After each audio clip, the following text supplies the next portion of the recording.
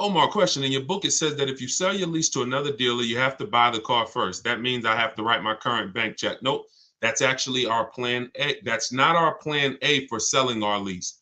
If you have what most people do who are trying to get their lease equity, if you don't know you could sell a lease, if you didn't know you could sell a lease type of one, this is going to be relevant to you. We've sold leases for the last couple of years. You've always been able to sell them, but the last couple of years it's been, there's a lot of money made. And when banks saw people making a lot of money selling their leases, $5, $7, $10,000, some of them implemented a third-party restriction, and that they limited who you can sell to. So they started letting. So then what you saw was a lot of people started buying their leases and reselling them. I don't like when you buy your lease and resell it, because you're going to pay taxes on the purchase and you're going to pay fees on the purchase, and then that's coming out of your profit. So I don't teach that. In the book, Omar, continue reading or just read that section over. It's a lot of money involved in that section. When we have a third-party restriction, we're getting bids from a local dealer. We're talking to used car dealers. I have a script in there of what to say. We're selling our car to a local used car dealer. And if there's more money to be made buying and reselling, then you can do that. But oftentimes, because dealers most times don't need to pay the taxes, the dealer payoff is lower usually than the customer payoff, which means you can sell direct to a dealer and put more money in your pocket, but you must get bids. And that's what I teach. So just read that section carefully, Omar. All right, come on in. Could everybody hit the share button who is into sharing? If you're into sharing, if you share great information, if you're into financial literacy, if you believe that people should be able to, have the information to make the best decisions for themselves, then hit that share button. I appreciate all the sharers. I cannot do this. We can't do this mission without the sharers. Thank y'all. All right, let's go. Let's go. I see Instagram. Let's go. Want to trade my car, which I still owe money on, and I want to lease now. That's going to be very common. Many of you are going to find out as you find out you will, unfortunately, many of you were just programmed never to lease. You were programmed that leasing was bad.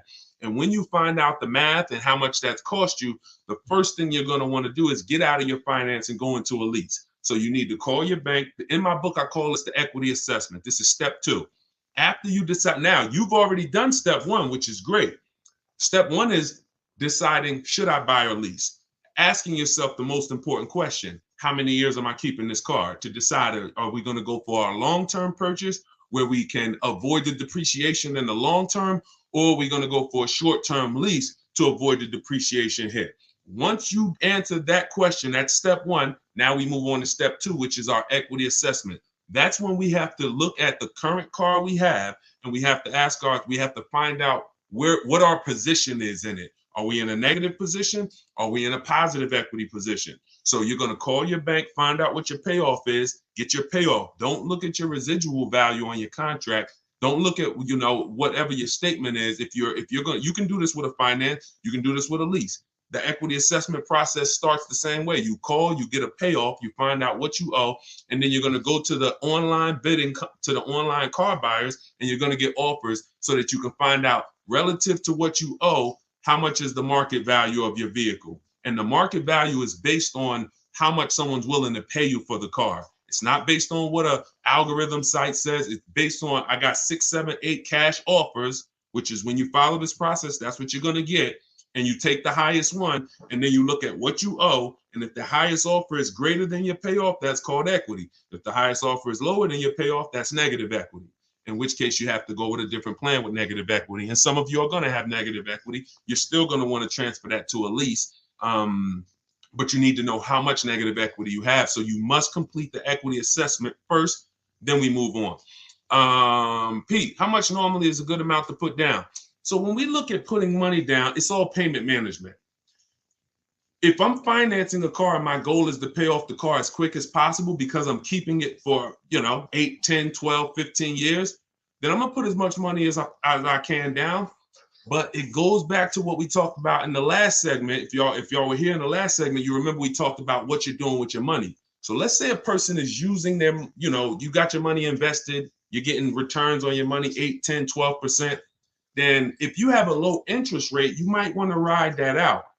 So there's 3 ways to go. You're either going to say, all right, I'm not really interested in getting investing my money. I'm not getting a lot on my money. Most of my money is either in the bank or in savings, and that's what I do. In which case, you might say, I want to pay off this car as quick as possible, and then I want to just have no car payment. So I'll put more money down in that scenario. In a second scenario, you're investing your money and you say, okay, I'm going to leverage, I'm going to use the bank's money at a very low interest rate if it's available, 2-3%, 0%, 0.99%. I'm going to use this money, let my money make more money for me, and then I'm going to put as little as possible down. And then the third case is when you say, okay, well, the third case is probably going to cash or a lease scenario, but that's how you would compare it. It depends on your personal choices, what you're doing with your money, and if you're not into investing and making a lot of money on your money, then you probably want to get that car paid off as quick as possible. In which case, put as much as you could afford to put down so that the loan's out of the way as soon as possible. But it's all personal. All right. I see from IG. Is it a way to get a lease without a down payment? Look, are you kidding me? And that's not an insult to your question. That's just, this is all we do. I know you might have looked at these questions and you said, you might have looked at these lease deals online and you see all of these deals that say, hey, put 3,000 down or the 32.99 do it lease signing. Listen, the lease is custom. You choose the mileage. You choose the structure. So the way we shop, this is all in my book and this is all in my free videos. So as you go through all my free videos, y'all gonna hear all of these things match. Whether you on these lives with me, whether you watching my videos, could we keep hitting the likes on TikTok? Let's shoot the likes up even more. Appreciate y'all. Whether you're looking at the free videos, whether you're on a live or whether you're in the book, you're gonna see they're all the same. So when the way we shop for a lease is we are picking our car and we're going to get our offers with only first month payment out of pocket, 12,000 miles per year. If anyone tells you they can't do that, they're lying to you. Straight up, they are lying to you. And that's why we never put our faith in one dealer. In my book, I have something called the 25-to-5 strategy, where we're connecting with 25 local dealers online in 20 minutes. I know it sounds crazy, but when you got a computer and you know where to go and what to say, and you're using copy and paste messages, you're just letting them know. I'm gonna let 25 dealers know in 20 minutes what I'm looking for, because out of that 25 dealers, maybe 10, 12 are gonna have a car that I'm interested in, depending on the car, maybe 10, 12. And then out of that, I'm looking to get 5 to 7 offers. So it's 25-to-5, 25 connections, 5 offers. And until you start doing this, until you start looking at 5 offers, y'all, you're not going to see how overpriced some dealers are.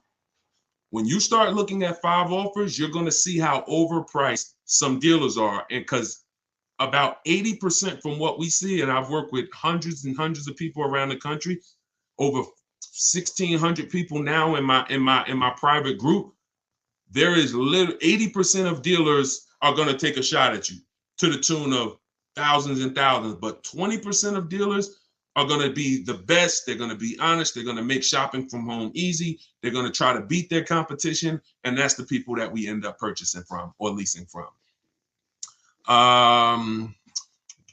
Is it better to lease or buy when using for a business? It depends on the type of business. The only business that I say it's not better to lease. See, leasing is for people who are not keeping their cars 8 years. Very simple. It's called the 8-year rule. And when you see that what it's about is avoiding the depreciation hit. When you're buying a car, your biggest expense by far is depreciation. If you buy a car today for $30,000, brand new car, what's that car worth in 5 years, y'all? Throw some numbers out there. If you buy a car today, $30,000, brand new car, what's that car going to be worth in 5 years? Throw some numbers out there. Thanks, Ed. I see you, man. Appreciate you. Look, let's see what people come in at. Hold on, hold the question, Dolan. Now, I got my man Dolan working in the background so we can see everybody's question. But hold on, let's go deep on this. It's not going to be worth 17. If you could buy a car for 30,000 and then it's worth 17 in 5 years, that's not going to happen. So let's just and 22. See. All right, this is a deeper problem. Let me hit on this, y'all. Let me hit on this. This is a big problem. All right. Some of you let the last 3 years fool you. And this happened to car dealers too. There are still car dealers out there that think this is pandemic, and they're trying their best to hold on to what was. I used to, during the pandemic, some car salesman said, man, somebody will walk in, I tell them they got to pay $8,000 over sticker, and I got it. I could get them to pay that. They're still trying to hold on to that. They don't realize that over a year ago, their competition started adjusting and started really doing, well, the competition was doing deals from the get-go. So that's them. But let me talk to you. If you bought a car in 2018, 17, 16, 19, 20, early 2020, you could have sold that car and actually either made money. In fact, most people made money. That's gone. Don't let that get you thinking that there is that you can buy a car and flip a car or break even on a car. That was a once in a lifetime opportunity based on limited inventory, based on a global pandemic, based on a microchip shortage, based on an industry that usually puts 60 million cars a year through the transaction. They didn't have it, and so everything went up $7,000 to $15,000.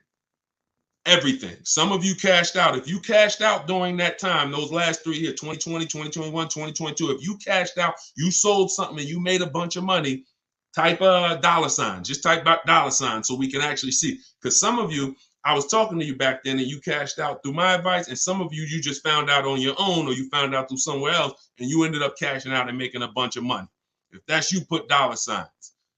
But that is over. The times we had people buying cars in 2019, overpaying for them, or buying cars and coming back and flipping them and making money on them. You try that now, you're going to lose your shirt. It's over. So I'm here to tell you that the normal depreciation on a car is a 20% loss the first year. 20% loss the first year. So if you pay 30 grand for a car, that car is worth 80% of 30 grand after a year with normal driving. If you're a high mileage driver, it's worth even less than that. If you're a low mileage driver, very low, it's worth a little more than that. But that's standard, 20% going. Second year, you're going to lose probably another 15%. Third year, you're probably going to lose about 12.5%. Probably lose another 12.5% the next year. Then you'll lose 10%. And that's the depreciation curve. That's where we are.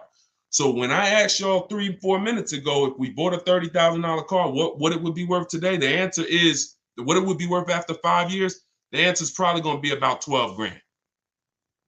The answer is probably going to be about 12 grand. And we've gotten so far, I had to go deep on that subject, so I kind of forgot what the original question was and how we got on it. But the name of the game is avoiding depreciation. That was how we got on it. So if you don't know, that's your biggest expense. Your biggest expense is not maintenance. It's depreciation.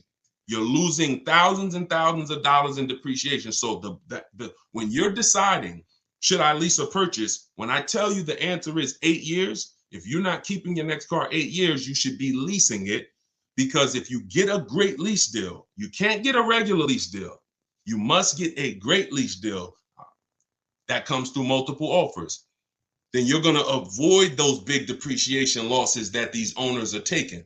Now, at the same time, if you're buying your car to keep 8 years, you should be purchasing it, because once that depreciation levels out, remember what I said, you lose this percent the first year, this percent the second year, but every year later, it starts to get smaller and smaller. Eventually, you're only losing like 5% on the car, and that's the time where you want to keep it. That's when you won. That's the reward. That's where you're like, okay, now I'm winning based on my purchase. Okay, so whenever you're looking at leasing versus purchase, it's a long term. You got to look down the road, and you must ask yourself, how long am I going to keep this car? All right, let's go. Dolan, next question. Dolan pulling questions in from every platform.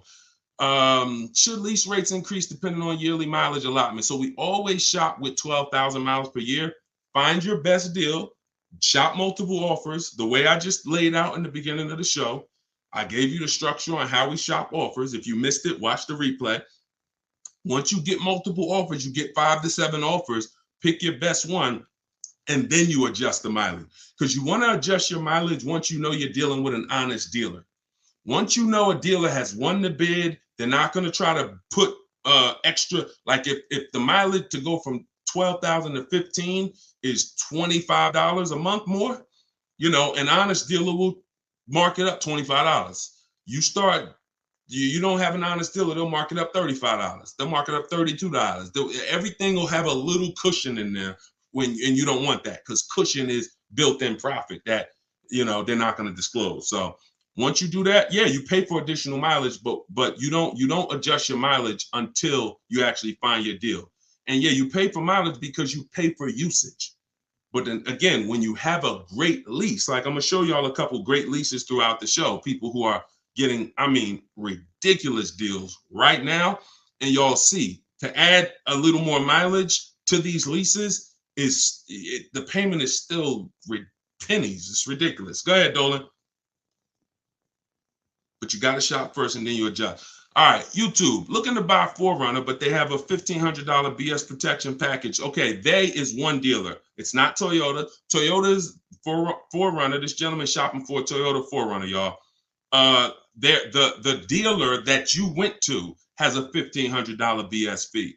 That's why we don't shop and put our faith in one dealer. You know how many 4Runners there are the way you saw them? I don't care what car you're looking at. You could be looking at the most rare G-Wagon. There's at least a couple more in the country.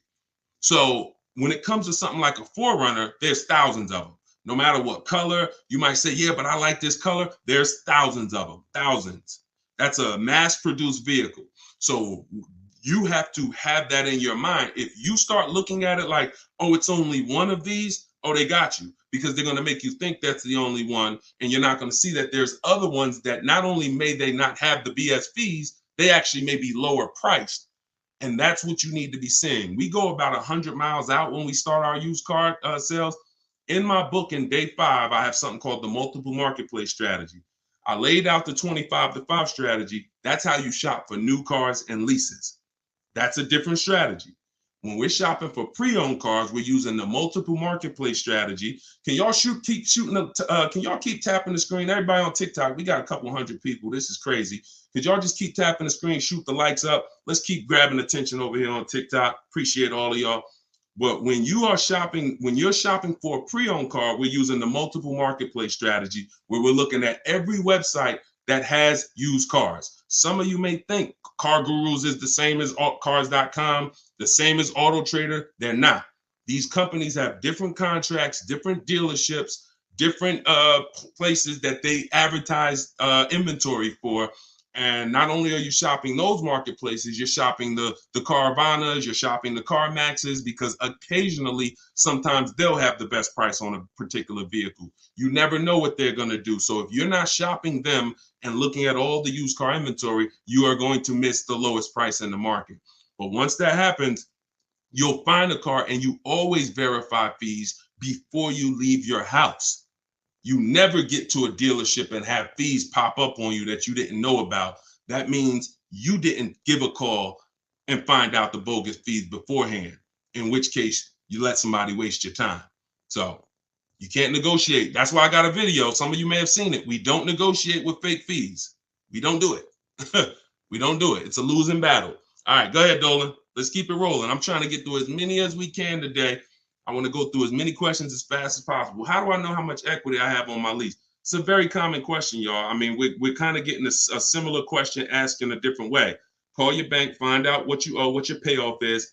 Go to the marketplaces that I mentioned earlier to get offers. CarMax, Vroom, Vroom's out of business, sorry. CarMax, Driveway, Carvana, Kelly's Blue Book Instant Cash Offer, AutoNation, and Car Gurus, Sell My Car. That'll get you about 6 offers. Now, whenever you're using those websites, you'll get to a part where it says, is the vehicle owned, leased, or financed? Just put owned, because their websites have something built in where they say they can't buy leases, because they out of all the leasing companies, some have third-party restrictions and some don't. But their websites are not set up to see who has third-party restrictions. They just kind of blocked it, because I'm sure they had thousands and thousands of people, when everybody was making all of this money, calling them saying, "Oh, I want to sell my car to you." And then they looked at the contract and said, "Oh, we can't buy it." So they basically just put a block on their website. But if you don't have a third-party restriction, and there are several leasing companies still that don't have a third-party restriction, meaning you can sell to anyone, but if you do have a third-party restriction, we take those offers that we got from those online car buyers, then we call a local car dealership, we call a local brand, and we speak to the used car manager, and we get a couple offers from used car managers, and we sell direct to them. And we avoid any fees. We don't buy and resell. I can't think of one person, you can leave that up, Dolan, I'll get right to it. You can leave that up. I can't think of one person that has learned from me that actually bought their lease and resold it. It's just, you're losing thousands of dollars in taxes and fees. It's just not worth doing when you can sell direct to a dealer. Go ahead, Dolan. Next question. Let's keep it rolling. I'm loving this. Thank you. Could everybody tag a friend? Everybody's not going to tag a friend, but if you are somebody who tagged, I'm telling you, your friends will be upset if they find out that they went and bought a car a couple months down the road and they end up overpaying for it, which most people are, and they find me later and you didn't share it, and they like, yo, why didn't you share that guy? Yeah, I've been following Deshone for years. You didn't share his stuff with me. So don't be that. You don't want to have that. It's an awkward conversation. You might as well just tag a friend, think about somebody who you love, and share this wisdom with them. Let's get everybody saving money. All right, we can't find a lease for less than $500 a month. Every time we turn a car in, they increase the lease amount. We love Jeep, but we are now trying to, but they're calling us, telling us the interest rate is high. We have 12,000 miles left. So, I mean, if you can't get a Jeep, so this was somebody that got a Jeep in our private group. Let's see. Hold on. Let me go to my let's see, who got a Jeep? I gotta label these different. No, I gotta label these different. Ooh. Jeeps have incredible deals if you know how to shop. Anybody who's interested in leasing a Jeep Grand Cherokee, which kind of Jeep is it, Liz? If it's a Jeep Grand Cherokee, let me see if I can find this.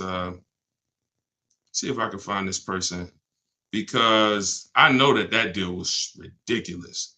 Hold on. I just want to tell you how the difference in shopping and getting multiple offers, because if you already have them calling you and telling you that every time you see, I know that scenario where she just said every time we release from them, the price goes up. That means she's buying and leasing from the same dealer. So in most cases, when you're leasing from the same dealer, every single time you get a deal from them, they're going to bump the payment up a little bit. Very rarely is it going to go down, because they've conditioned you for it to go up a little bit every single time. Now, in the case of the pandemic, they had people jumping up $150 a month. But when it comes to Jeep, hold on. What kind of Jeep? Is it a Grand Cherokee or a Wrangler? I know I have somebody in my group that just got a Jeep for it. They saved like $7,000. And that was on a limited. That was on like a $59,000 Jeep. Oh, that's right. I text my friend the deal because she was shopping for a Jeep, and I text her the deal. So let me actually see. Here we go. All right, here we go. That's right. Okay. She got a $45,000 Jeep Grand Cherokee. If y'all can't see this, this is Raphael. She got a $45,000. Now, I don't know how you're equipping your Jeep, but hers is $45,925. She's paying $549 a month, and that's all the money she gave them. She put $540, she gave them $549, and she drove off. So if you are somebody who says, all right, that deal is ridiculous, I'm gonna put down $1,500 more, drop my payment to like probably about $1,500 more out of pocket, will drop that payment to probably $498. And or you might say, Deshone, I don't even need the limited. I see she got the blacked out one. I don't need all of that. I'll take one that's a little less than that. But this was last month. So, I mean, you must shop offers on these cars. You must shop multiple offers. You must get at least 5 quotes from 5 unrelated dealers, because one thing that will surprise you is Raphael had offers for $600, $700. I remember I helped the lady Christina. She was in our group a year ago, and her best offer, she got like a $52,000 Jeep, white with the black top. and it was like 606 a month. But her highest offer she got from a dealer was like 1100. So she had some for 1100, she had some for like 899 or something, and then her best one was 606. So oftentimes what you think is overpriced is just that one dealer you're dealing with that's trying to take a shot at you. That's why multiple offers from home is the way to go. This is what's in my book. This is what I teach in my videos. If you guys want to have it right in one spot with all my scripts, everything, I don't even want you talking. I really want you typing, because when you talk, you can say something wrong. If you type, you can't mess up. Thank you so much. Appreciate that. If you type, you can't mess up.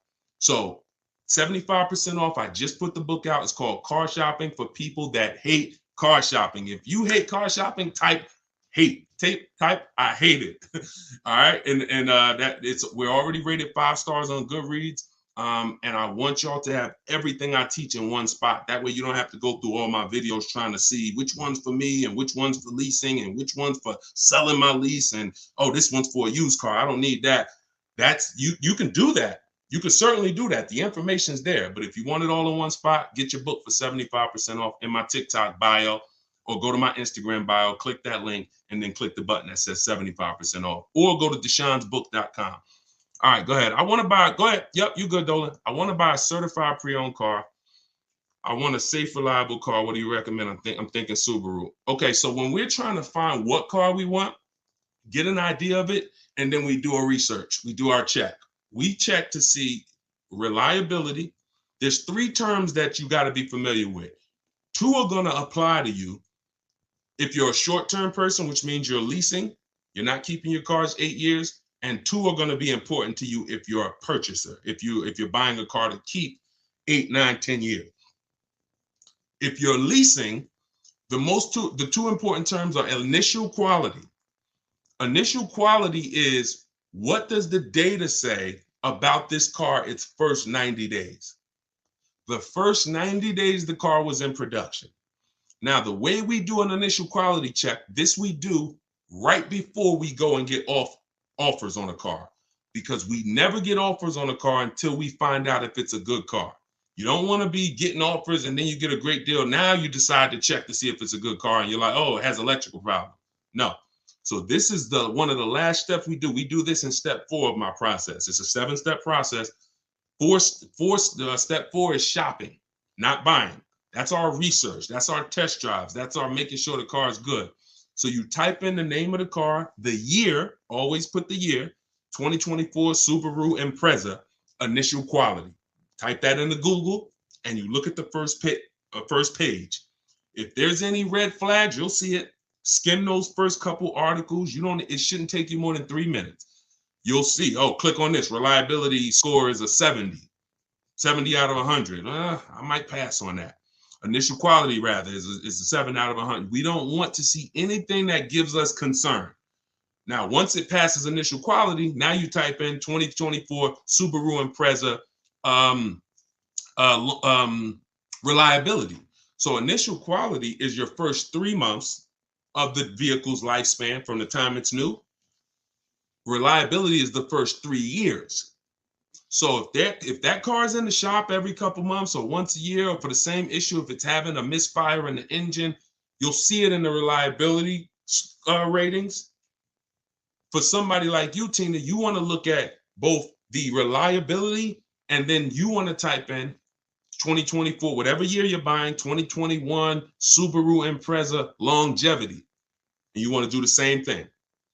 You'll see if the transmission's known to go, it'll tell you right up top. These cars are known to last 150 to 200,000 miles, 200,000 to 300,000 miles. These cars, many owners report transmission issues around 80,000 miles. That quick 5-minute check will avoid thousands and thousands of dollars in bills and headaches. Thank you, Blood. Said you looking younger. I appreciate it. So that's how you do. But also, don't think you got to buy it. You can keep that up, Dolan. All right, we're pulling questions from everywhere. Instagram, TikTok. So make sure y'all are typing your questions. We're on 4 platforms. And I got my man Dolan pulling the questions in.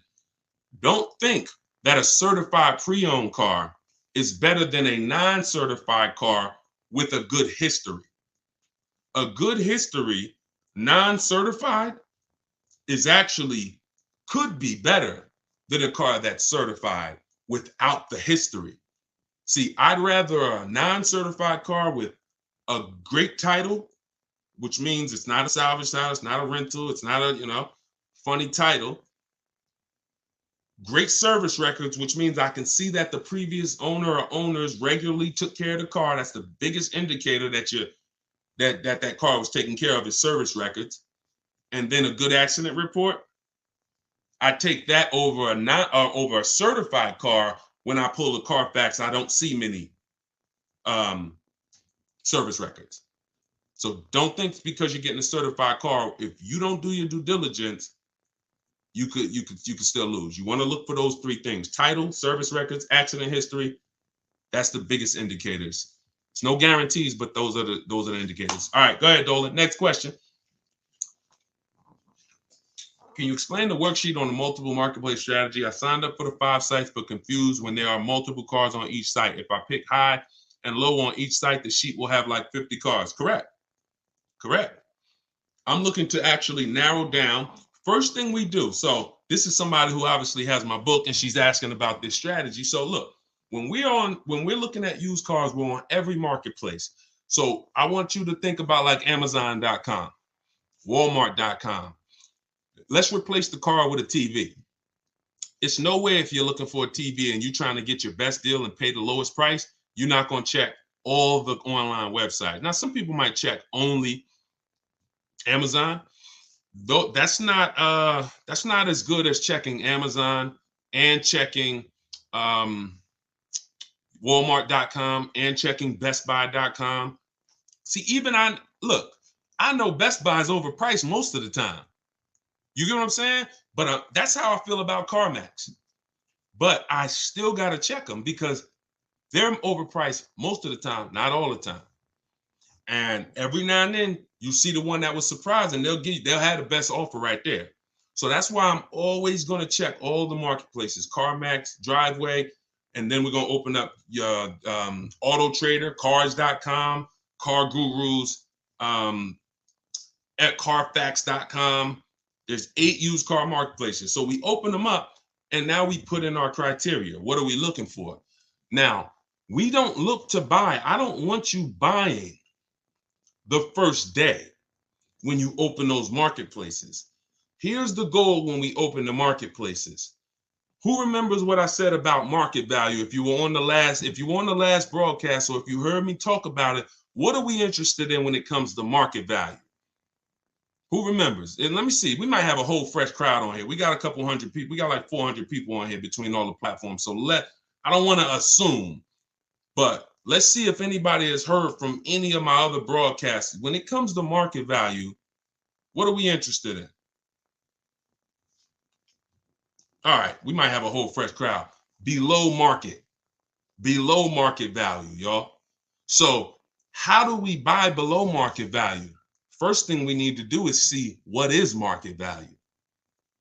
Yep, I see you, Ronald. The first thing we need to do is see what is market value.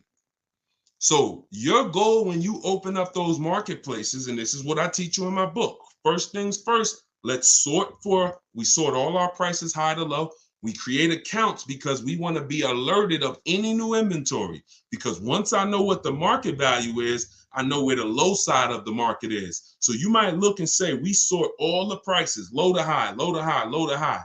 Now I can see all the low prices are around 22, 23, 20, 22, 23, 24, but then it goes up to 25, 26, 27. That's market value, that middle. And then you got the overmarket, it's always going to be cars that are priced higher, above market value. Now, when we look at the low side, here's what we're able to say. Here's what you have to know. Be prepared for it. The low side of the market is where all the crap is. So you're going to see bad titles. You're going to see accidents. You're going to see frame damage. That's fine, because you're looking through all of that. and then you're going to find that diamond, and you know what the low side of the market is. Here's what's also very important. You might see a car, you might say, I want a black car or a white or silver. You see a car that has all the boxes I talked about, which we checked, title great, service records great, accidents great. It's the wrong color though. Dang, I don't want blue. That's an indicator. I don't care if it's blue. I'm not going to buy it because it's not my color, but it's showing me where the low side of the market is. That's a deal. If somebody wanted a navy blue car, that's a daggone below market deal. So we have to find out what the market is. Then we find out where the low side of the market is. And then we have on alert so that every car that pops up, it comes to our email immediately. As soon as they list it, boom, we get the email and we know the low side of the market. So when we look at that car and we're like, oh, wait, this is $22,000 and it's my color. All right, you open it. Ah, shoot, 2 accidents. No problem. Now you get another one a couple days later. Oh, shoot, all right, black. Oh, $22,500, good price. You open that thing. Wait, service records look great. Oh, accidents look great. Now we go to verify if there are any bogus fees. We do one more step. We pull the window sticker because I want to know what's in that car. I want to know what the original equipment what is the actual original price. Once I find that out, I got to get there and get that car. So that's how you do it. You have to. It's a narrowing down. You're looking at all this inventory. I'm going to narrow it down to the best, and then I'm going to snag my deal. And you're at home. You're not in these dealers where you're at home. Okay, and that's all in the book. All right, let's go. Oh, how do I get your book? It's in my TikTok bio. Welcome to all the new people that jumped on the broadcast. It's in my TikTok bio. It's in my Instagram bio. Click the picture of me, and then you'll see a website there. And then there, click the button. You won't leave the broadcast. So some people are like, Deshone, I don't want to get the book yet. I don't want to miss the broadcast. Well, the book is only on sale, 75% off for 30 minutes. So click the link.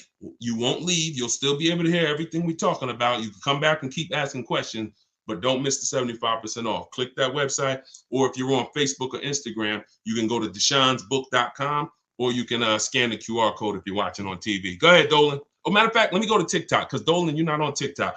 Can you come with me to buy a car? Not necessary, Danielle. Thank you. I appreciate it, though. Listen, that's the old way. So you think that we're somehow going back and forth with dealers and hey, I kind of need somebody. That's like when I was selling cars and people thought bringing their uncle in was going to help them. No, we don't shop like that.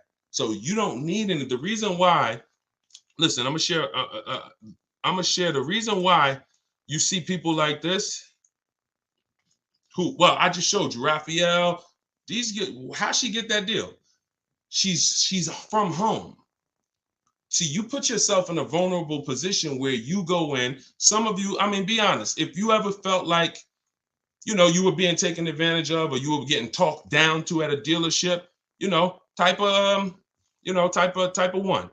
If you feel like, I'm outmatched, or if you're not a good negotiator, how about that? Who on here is not a good negotiator? Type a one in the chat. All of these things I want you to know. That's why the old way has worked for dealers. I was there for 14 years.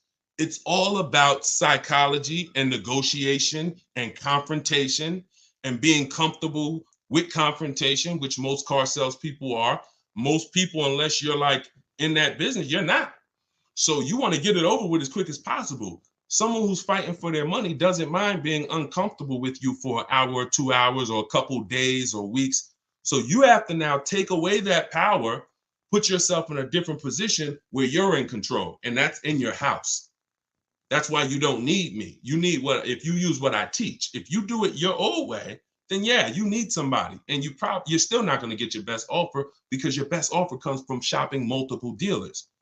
But once you start shopping multiple dealers, you'll see they'll be jumping through hoops and you'll feel like, dang, I got the power now. That's the name of the game. Go ahead. I'm going to do another one from TikTok because I know Dolan's you're not pulling. We'll get back to IG. We got all questions coming from everywhere. I just don't want to leave TikTok out. Would you recommend buying a car outright, cash, no note? Yeah, we talked about that in the last hour. If you're not invested, if you're not investing your money and the bank's money, if the bank, look, It depends on if you're investing your money. If you're and you're making money on your money, those people don't usually put their cash in cars. They want to keep their money making money. But if you're not really investing, then you probably want to just pay cash, get the transaction out the way. And if you're investing your money and you can use the bank's money at a low interest, you have to always check if the car you're shopping for has a low interest rate on it, y'all. Some of these cars have 0%, 0.99%. This is like a finance rebate. It's like the bank saying, here, use our money for free, and we will let, like, you cannot compete. It's no point in going to your credit union. No one can beat it. 0.99%, 1.99. When you can use the bank's money that cheap, you can keep your money making money, and you can keep your money in your bank account. A lot of times in this economy, people want to have their money available.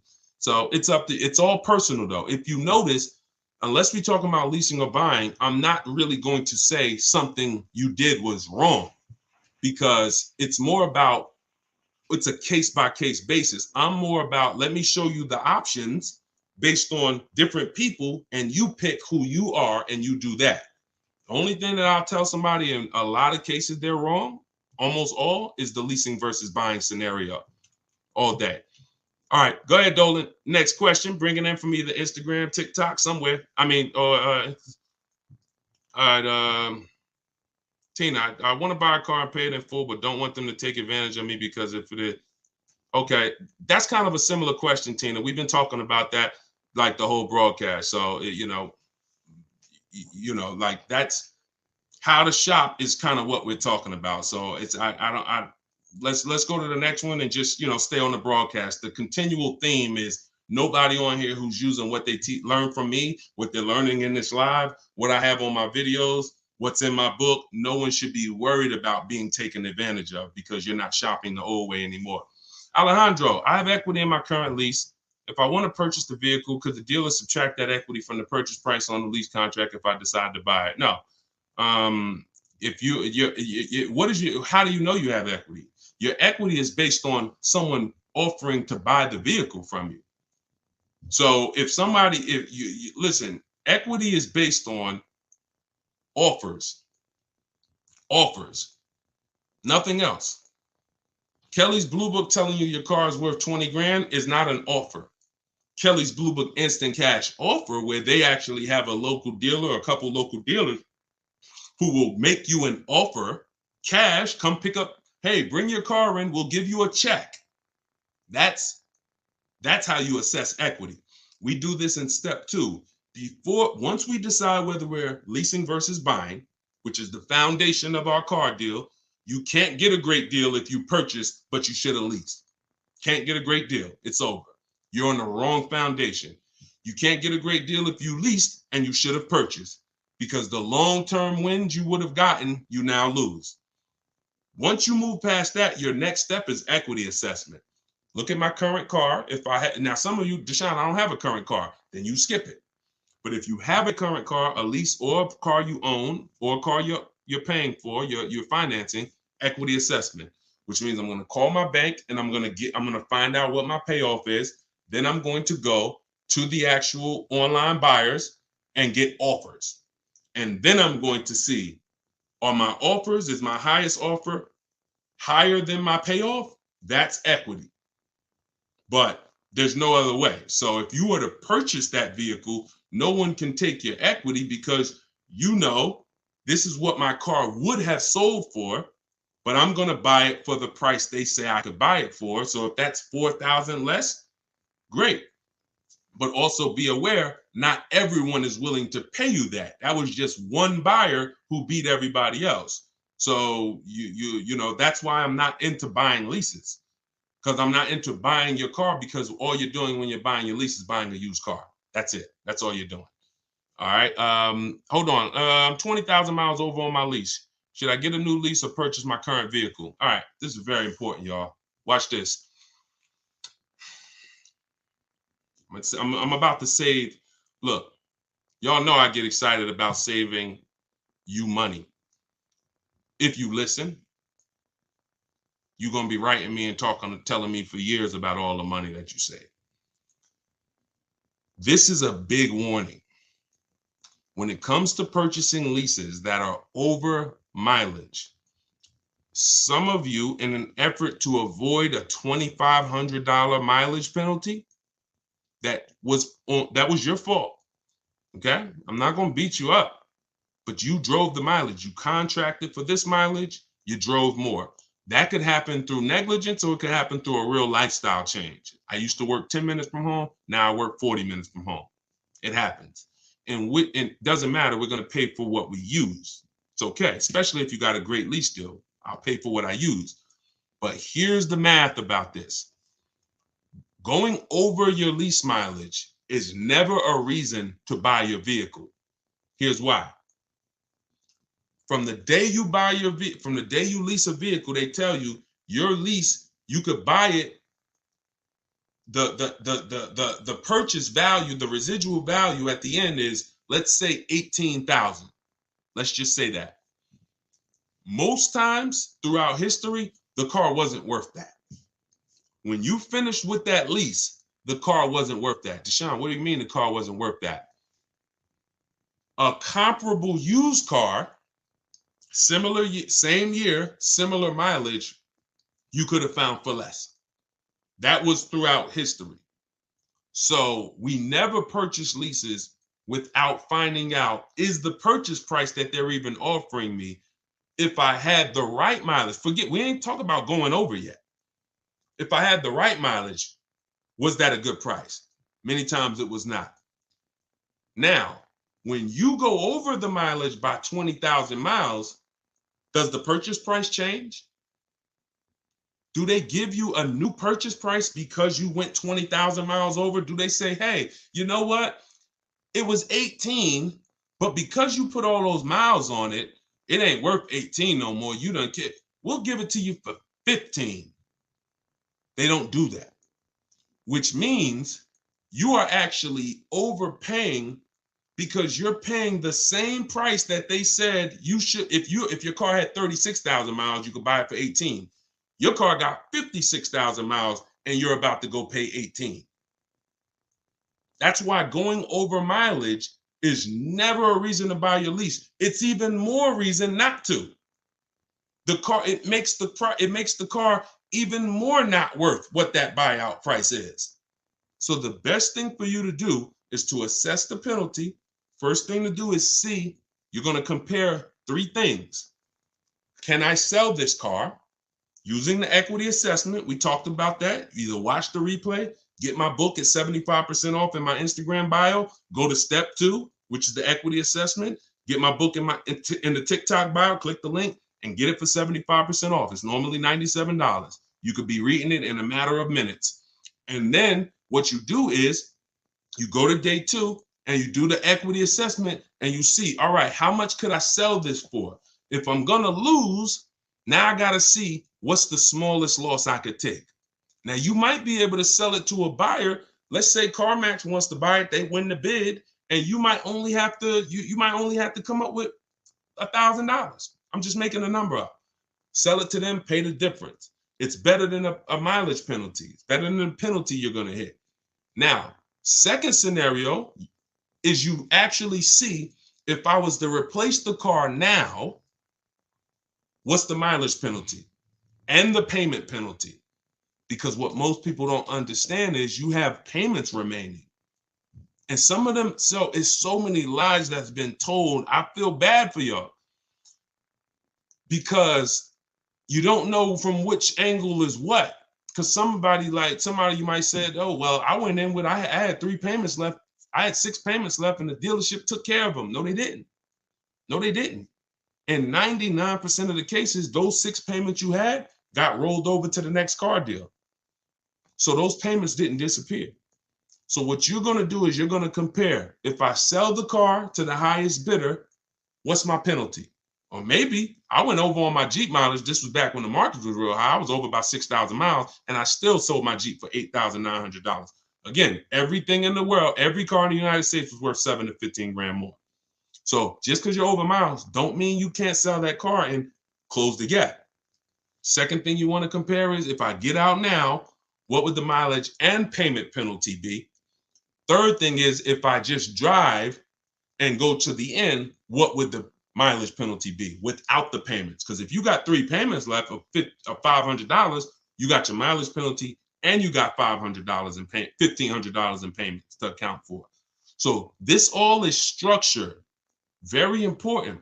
This is why some people say, Deshone, like, man, I had a girl say, listen, you make things complex. This is a girl that y'all remember, I don't know, some people's on here. She gave a horrible advice about leasing, and we featured her on the show. I don't know if she ended up seeing the video or not, but she wasn't too happy. Naturally, I wasn't attacking her personally. I was just attacking what she was saying about leasing. Her video was incorrect.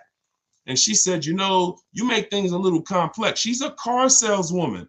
She's in the business. And I said, listen, you've been taught, young lady, that this thing is supposed to be this simple. Why do you think people out here and they hate it? It's simple, but you're losing money. See, if you just take it a little more serious, I don't need you to treat it like a house purchase, but it's the second most expensive purchase behind a house. Let's treat it like that, and you'll save the money. But if you're not willing to treat this, every time you purchase a car, you should be treating it like a small house.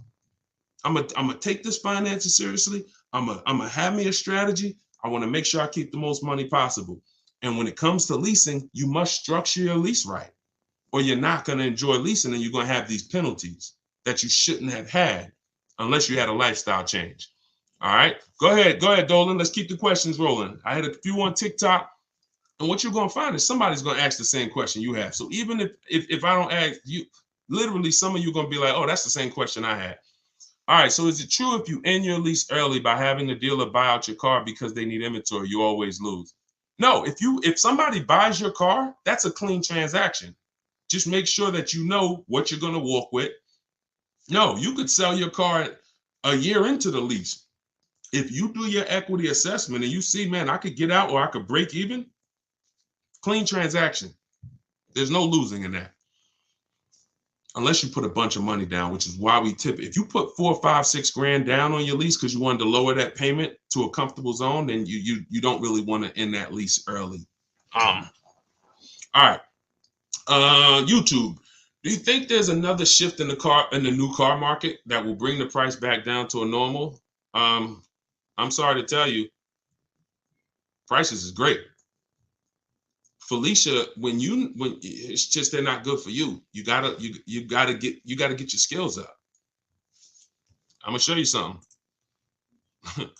I was helping I have a car buying school. Besides my book, I have a video school where I coach people around the country. I started that school because people were out here getting killed in 2021. November 2021, I opened the school, online school. Felicia was our first graduate. Middle of the pandemic, January, she got a BMW X1. She saved $1,950 off the price, a $1,950 discount. And that was the first indicator that I don't believe what the heck going on out there. Now, for those of you who, if you use what I'm teaching you, deals are everywhere. Deals are everywhere. Look at what I'm showing you. You saw Greg. $56,000 vehicle, his lease payment is $527 a month. Look at the date. Look at Taupe. 2023 BMW, $54,000 vehicle, $690 a month. Look at Danielle. Look at the date. Look, $44,000 Audi, $550 a month. I hadn't seen. Look, $2,086 discount on a Toyota Camry. We've been making deals. If anybody's out, look, if you're gonna be in my world, and I do want you in my world, don't believe what people. There's two things you don't believe. Don't believe what one dealer says, and don't believe what anyone says about deals. Because they'll tell you in a minute, oh, it's so hard out there. Now, you don't realize, here's a bad thing about that. You don't realize when you go into dealers shopping that way with that energy, they hear all of that. Hey, man, man, everything's so overpriced. they're going to use that against you. Yeah, man, I just came from a dealer, man. You know, I got a quote on that car, man. It was too expensive. Well, how much did they quote you? Man, they said it was like $700 a month. Oh, really? Now I might know you. Now the best deal on that car might be $5, but you might have walked into a dealer who like, man, what if I could sell you a little more than that? See, the words you're saying, you don't realize how they're hurting you. That's why you use my stuff. You don't even talk. You don't talk to salespeople. See, I had to set this up in a way it's truly online, because the more you talk, if you like Deshone, I don't even know I'm saying stuff that's hurting me. I know you don't. But that's my job to tell you. I was in the car business for 14 years. The information that you are going in, the energy you're going in saying, oh man, I need a car this week, hurting you. Desperate vibes. Can't say no for long. Maybe you can say no today, but not for long. That's all the stuff you tell. That's what car salespeople are trained for. They're trained to pick up those little words you say that you think are harmless. Man, I've been shopping for a week. All of this stuff is hurting you. And so when you stop talking and just sit at your computer and do the things that I'm telling you to do, you're going to find out deals are everywhere and you're in control. But if you're going in there thinking you could actually negotiate or say or just get a car deal the old way, everything's going to seem overpriced. So RA Cave, I'm sorry to tell you, deals been out here, man. For those who know how to get deals, they're everywhere. For those who don't know how to get deals, they're nowhere.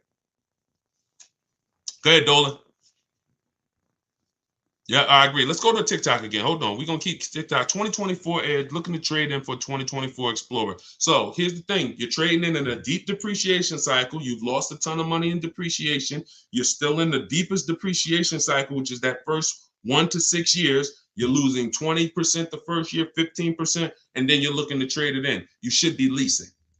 So if you're willing to hear more about that, I can't help you do something the wrong way, because you're going to look at me in 3 years and say, yeah, I bought the car. Now I'm looking to trade that in. Dag, Deshone, why it seem like I have so much negative equity? You have negative equity because you're a short-term person. You're not keeping your cars 8 years. You're not outliving the depreciation cycle, but yet you're not getting aggressive leases. So you're paying thousands and thousands of dollars to purchase these cars. You're losing it when you resell them back to the dealership.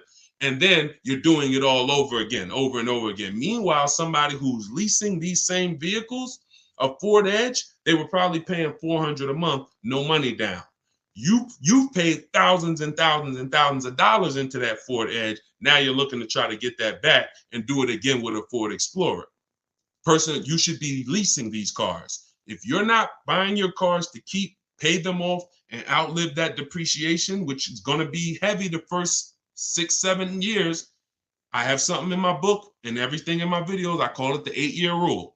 If you're not buying a car to get to that stage, that level of ownership, you should not be shopping for purchases. You should be shopping for aggressive leases. And then you're going to see, wow, now that my deal is on the right foundation, I'm actually saving thousands and thousands. You'll be able to see it.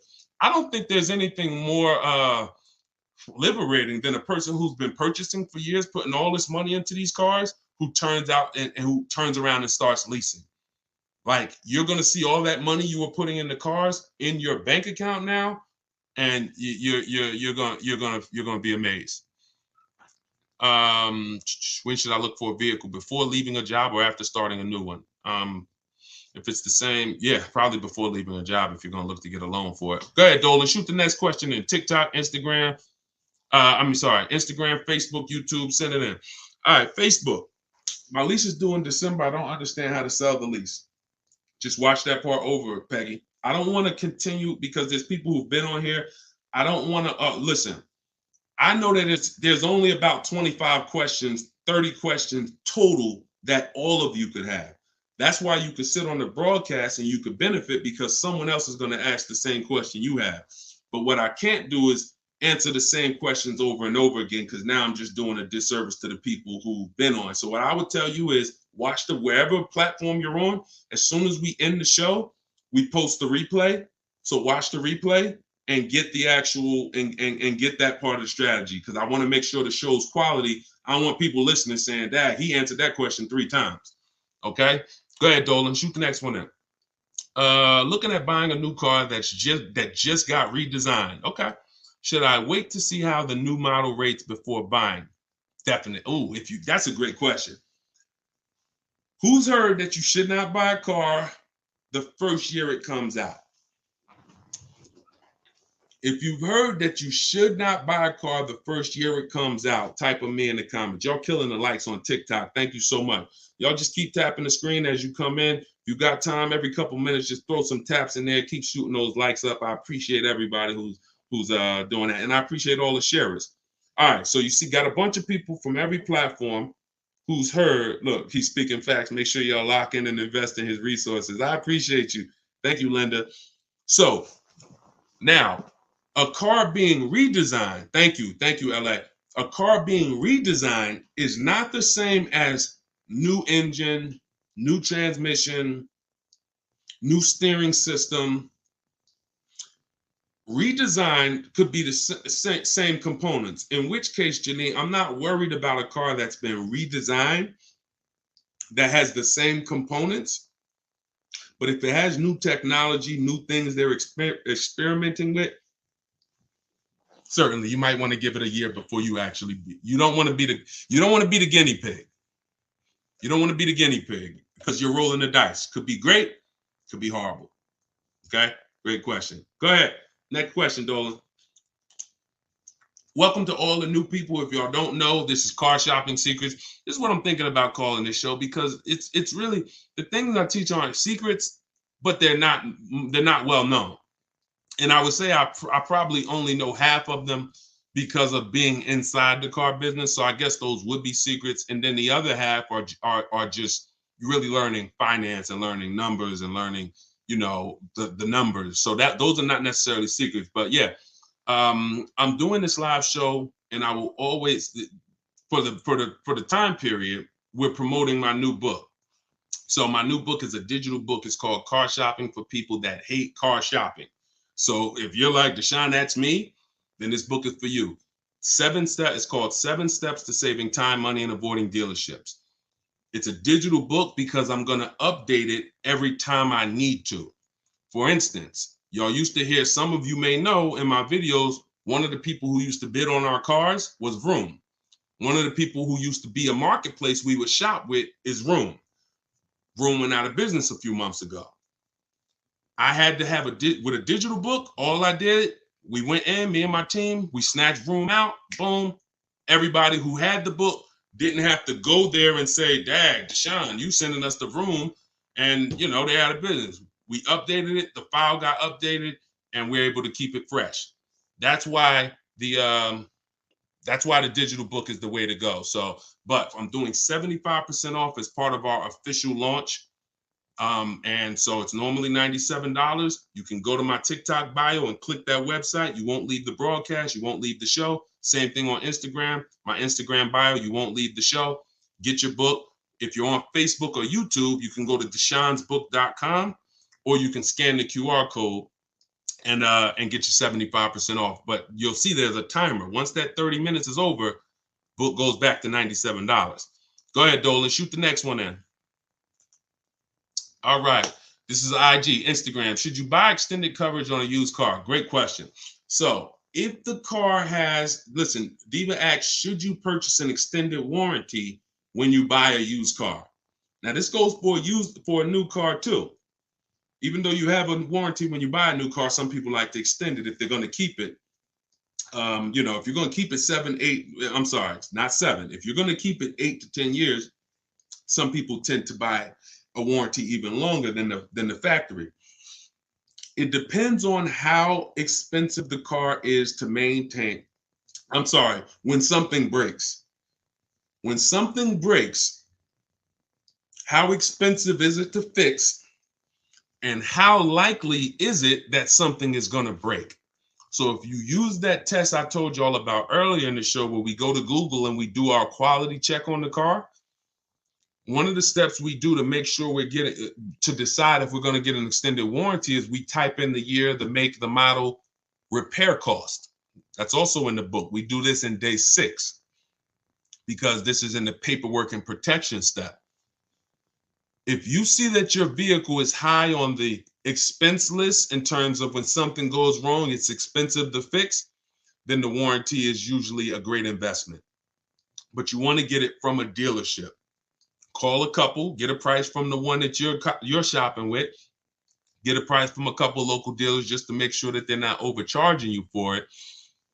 But if you see your car is very low on the repair list of expense and the likelihood of things going wrong, like it's not a car that's known for things to go wrong, and when it does go wrong, it's not expensive, then a warranty is not going to really pay for itself. You go spend $3,000 on a warranty, you're probably not going to get that money back in the claims you put in. So it has everything to do. That's what you do to decide whether a warranty is worth it or not. You must know if this is a Mercedes Benz and when something breaks, it's $2,000 or it's $1,000 minimum, then yeah, I'm going to get that extended warranty from a dealership, not from any of these side companies that go out of business every year.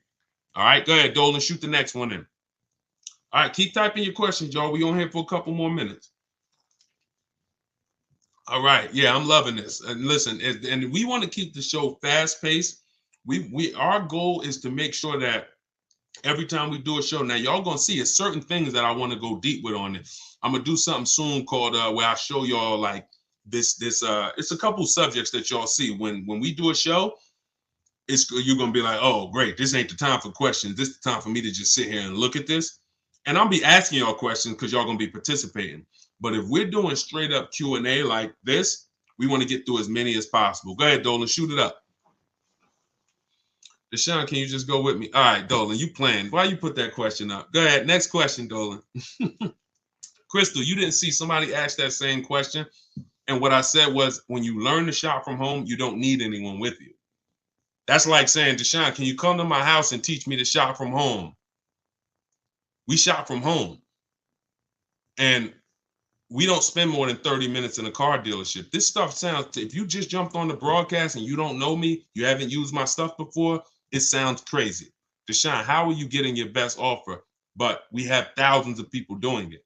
They're using my system for shopping on home. The things I'm talking about in this live, the things I talk about in my social media videos, they took it and they're using it. The things that's in my book, they're using it. They're not deviating from it because it's an oil and water. My system and the way I'm teaching y'all to shop is nothing like the old way you've been shopping. It is oil and water. You can't mix them. You're either going to do it my way and try it and then say, Deshone, I love your way. I'm never doing it any other way. Or you're going to do it that old way and try to mix little things from my system, which is still the old way. So when I say follow it to the T, you're going to win following it to the T. And in which case you don't need anyone with you because you're at home and you're making your deals before you ever leave your house, whether you're leasing, purchasing, getting a new car, used car, that deal is made before you ever leave. If you're going to see a used car, you're not going there hoping to get money off. Now we do ask for a couple hundred off when we're there, but we don't leave our house unless we know it's already the lowest deal in the market. So even if they say no after I test drive that used car, he might say, listen, I'm gonna be honest with you. And when you got the lowest deal in the market, you got honest people. So you get out there and you're like, hey, listen, I love the car. I just test drove it. I'm ready to make a deal. Take off another $750. And again, you don't get obnoxious because when you know the market, see, when you don't know the market, you insult the lowest price people. And you don't know because you think there's always more. No, it doesn't matter if he's the lowest in the market. There's more. And listen, and you end up walking away from the best deal in the market. But when you know the market, like you're going to know using what we talked about, you get out there, you say, listen, it's another $750. I'll take it right now. Listen, I'm going to be honest with you. I got that car priced to sell. It's the lowest in the market. And you're going to say, yeah, I know. Let's go. And sometimes they'll say, listen, just because you came out so quick. And a lot of times they'll say, look, I just posted it too. See, because remember what I told y'all earlier about the alerts we get. So a lot of times we're one of the first ones seeing the car and it hasn't had a chance to have a lot of people see it yet. But you get out there, you ask for another $750. Maybe they split it with you, you win. If they don't, if they're like, man, listen, it's the lowest price in the market. I know it is. You don't know. Dealers use a tool called V-Auto, so they know when their used car is the lowest price in the market. So, and if they say, look, I don't have any more money to give you, no problem. Let's go. You got a deal. It is the lowest price in the market. I just wanted to ask, either way we win. But that's the only time we're talking about numbers is on a used car. And before we ever get there, we already know it's a deal. You get what I'm saying? Go ahead, Dolan, shoot it up. All right. This is Facebook. I'm on my third Land Rover lease, and it's ending August at the 39th of the month. I'm guessing you meant 29th. I purchased your book and briefly read it and learned I could sell it to CarMax, being the most equity back. Okay, perfect. Following the steps. I have 12,000 miles per year. Thank you for purchasing the book, by the way, Crystal. I love it. I have 12,000 miles per year, and I'm currently at 28,000. Great. I will call Chase Land Rover. Chase doesn't have a third-party restriction unless they changed it. Don't quote me, but Mazda's leases are done through Chase, and I've helped so many people sell. My mother. My mother had a Mazda lease. My wife's best friend.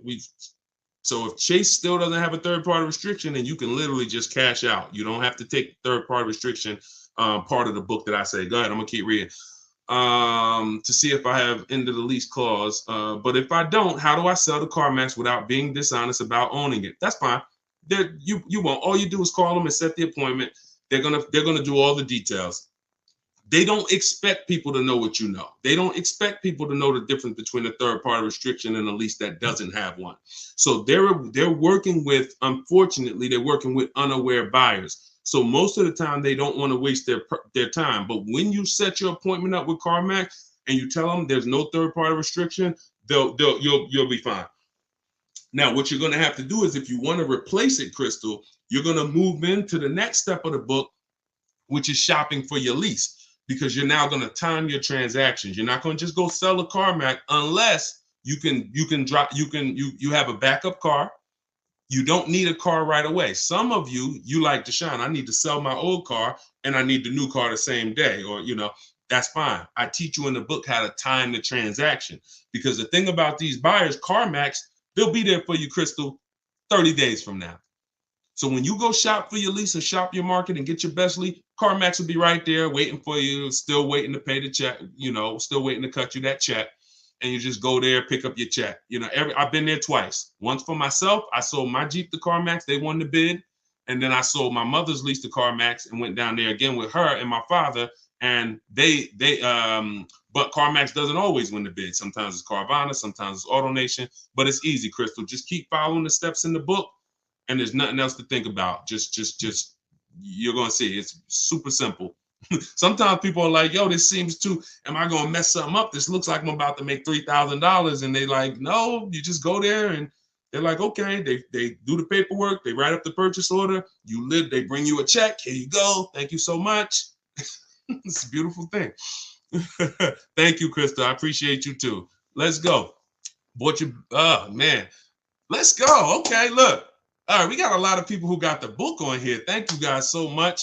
Bought the book last week, shop Saturday, sent initial emails yesterday, and receiving several quotes today. Come on. I'm loving it. Everybody else, look, y'all, you hear what the people are saying, and if this is the way it's going to be going, I'm loving this. That was a surprise. It's good to see people who have the book using it and winning with it. So definitely, if you haven't got the book and you're like, yo, what book are they talking about? It's my new digital book, Car Shopping for People That Hate Car Shopping, 7 Steps to Saving Time, Money, and Avoiding Dealerships. You can get it in my TikTok bio or my Instagram bio for 75% off for the next 30 minutes. Click the link, click that website, and then click the button that says my new book, 75% off. But you got to get there before the timer runs out, or once the timer runs out, it's $97, which is still great. If you're on Facebook or Instagram, go to deshonesbook.com or scan the QR code if you're like watching on a television. All right, go ahead. We got a couple more and then we'll wrap. Go ahead, Dolan. If I get a RAV4 at MSRP with no add-ons, is that so? I'm gonna cut you off right there. This is YouTube. Question from YouTube. You don't dictate what a good deal is. See, that's where we lose. See, if someone tries to dictate, all right, let me show you right here. Let me show you Kimberly. You don't know what the bottom is on a vehicle. When you are shopping for a new car or a lease, if you set out to buy, you're not used. Y'all know we jumping from subject to subject depending on the question. We're talking about new cars and leases. When you go out there, you have no idea what the bottom price is. You can't say, oh, if it's MSRP, I get a good deal. If it's invoice price, I get a good deal. You don't know what rebates they have. You have no idea. I'm gonna show you Kimberly. This is why it's dangerous. Now I'm gonna use her as an extreme because on her look, this is Kimberly. She's in my private group. She saved $20,000 off of her Maserati. $20,700 to be exact. As she was getting her offers, she had a couple dealers that wanted to take off $5,000. A couple dealers wanted to take off $7,000. Now she's probably getting excited. Oh, look, $7,000 off. Oh my God, this is amazing. Sitting at home, just watching these offers come through her computer. $12,000. Oh, this is good. Now, had she decided, you know what? $12,000, that got to be the best. She didn't I say, we had a big saying in my group. It's called trust the process. Trust the process means get 5 to 7 offers. 5 to 7 offers. She ends up getting an $86,961 Maserati for $66,000. Some of you, your best deal is going to be $7,000 off. Some of you, your best deal is going to be $3,000. Some of you might be shopping for vehicles that are so rare and exclusive. People are paying $100,000 over, like you're shopping for a Ferrari.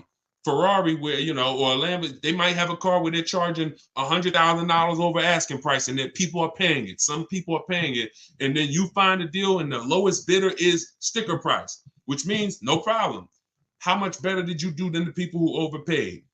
But until you get the offers, you don't know what the bottom of the market is. I will never assume it. I've been doing this since 2006. Deals are going to be different. I will never assume. When I go in and you can't take one deal and bring it to the next. Yo, I saved 20 grand on the Maserati. So next time I buy a BMW, I'm looking to save 20 grand on that too. No. Each vehicle has its own lowest price in the market, and that's how you shop individually. Go ahead, shoot it up, Dolan. Next question. Wait, let me just leave that up. Let me just see if there's a second part of Ed's question. Can you throw that back up? I didn't know if it was a second part to his question. If not, that's okay.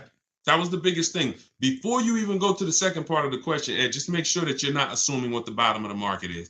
You need to be getting at least 5 to 7 offers from independent dealers, and you're fine. Go ahead, Dolan. Next question. It's okay.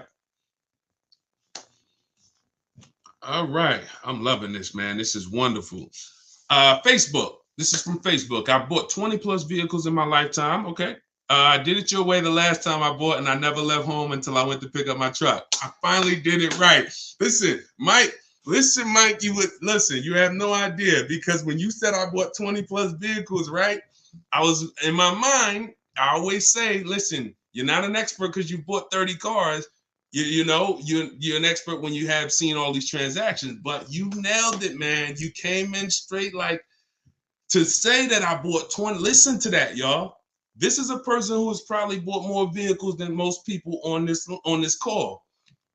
I'm sure he wasn't lazy with it. I'm sure he was going in doing his best, but he looks at the new way that we shop from home, not going to you not leaving your house until you know I'm going to pick up my car. And he's like, I finally did it right. My man, congratulations. And look, now you tell everybody, tell your family. Now you could teach your kids, you could teach everybody in your house. This is how we car shop, y'all.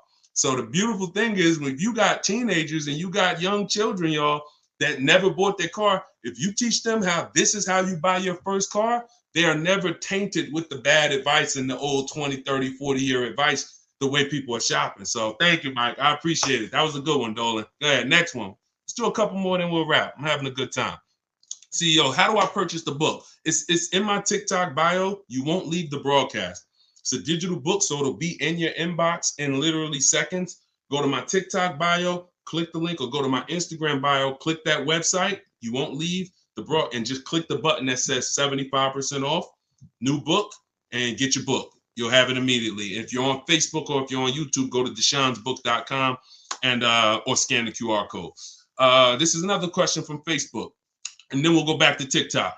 What do you think about the 24-10 rule in regards to your strategy? I don't. I think that's a rule about affordability, if I'm not mistaken. But you know, I don't. It's not something that I use. When I use in my book, I have something called the perfect budget calculator.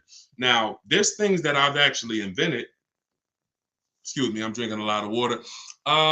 When you look at affordability is based on, in my book, knowing what you can pay comfortably and buying below your budget. There's two reasons that I've seen people lose cars. And sometimes you can combine these reasons. And if you can avoid these two things, you pretty much never have a shot at losing a car besides a hardship. I can't say a hardship is a reason people lose a car because it's a real hardship. It can't be avoided. You lost your job, someone passes away, God forbid. That's unforeseen. We can't control that. The two things that we can control is two reasons I see people lose their cars. They go over their budget. So you went in to spend $400 a month, you leave at $500 a month. Now you're uncomfortable financially. You knew your max budget was $4. And look, if you've done this, not if you've lost a car, if you've done this, if you've gone over your budget, just type I ain't gonna ask you to type, just you know who you are. And I understand this happens. We never want it to happen again. We should not be going over our budget. Not only should we not be going over, the way I teach you to shop, we shop below our budget. Second reason is you didn't get a quality car.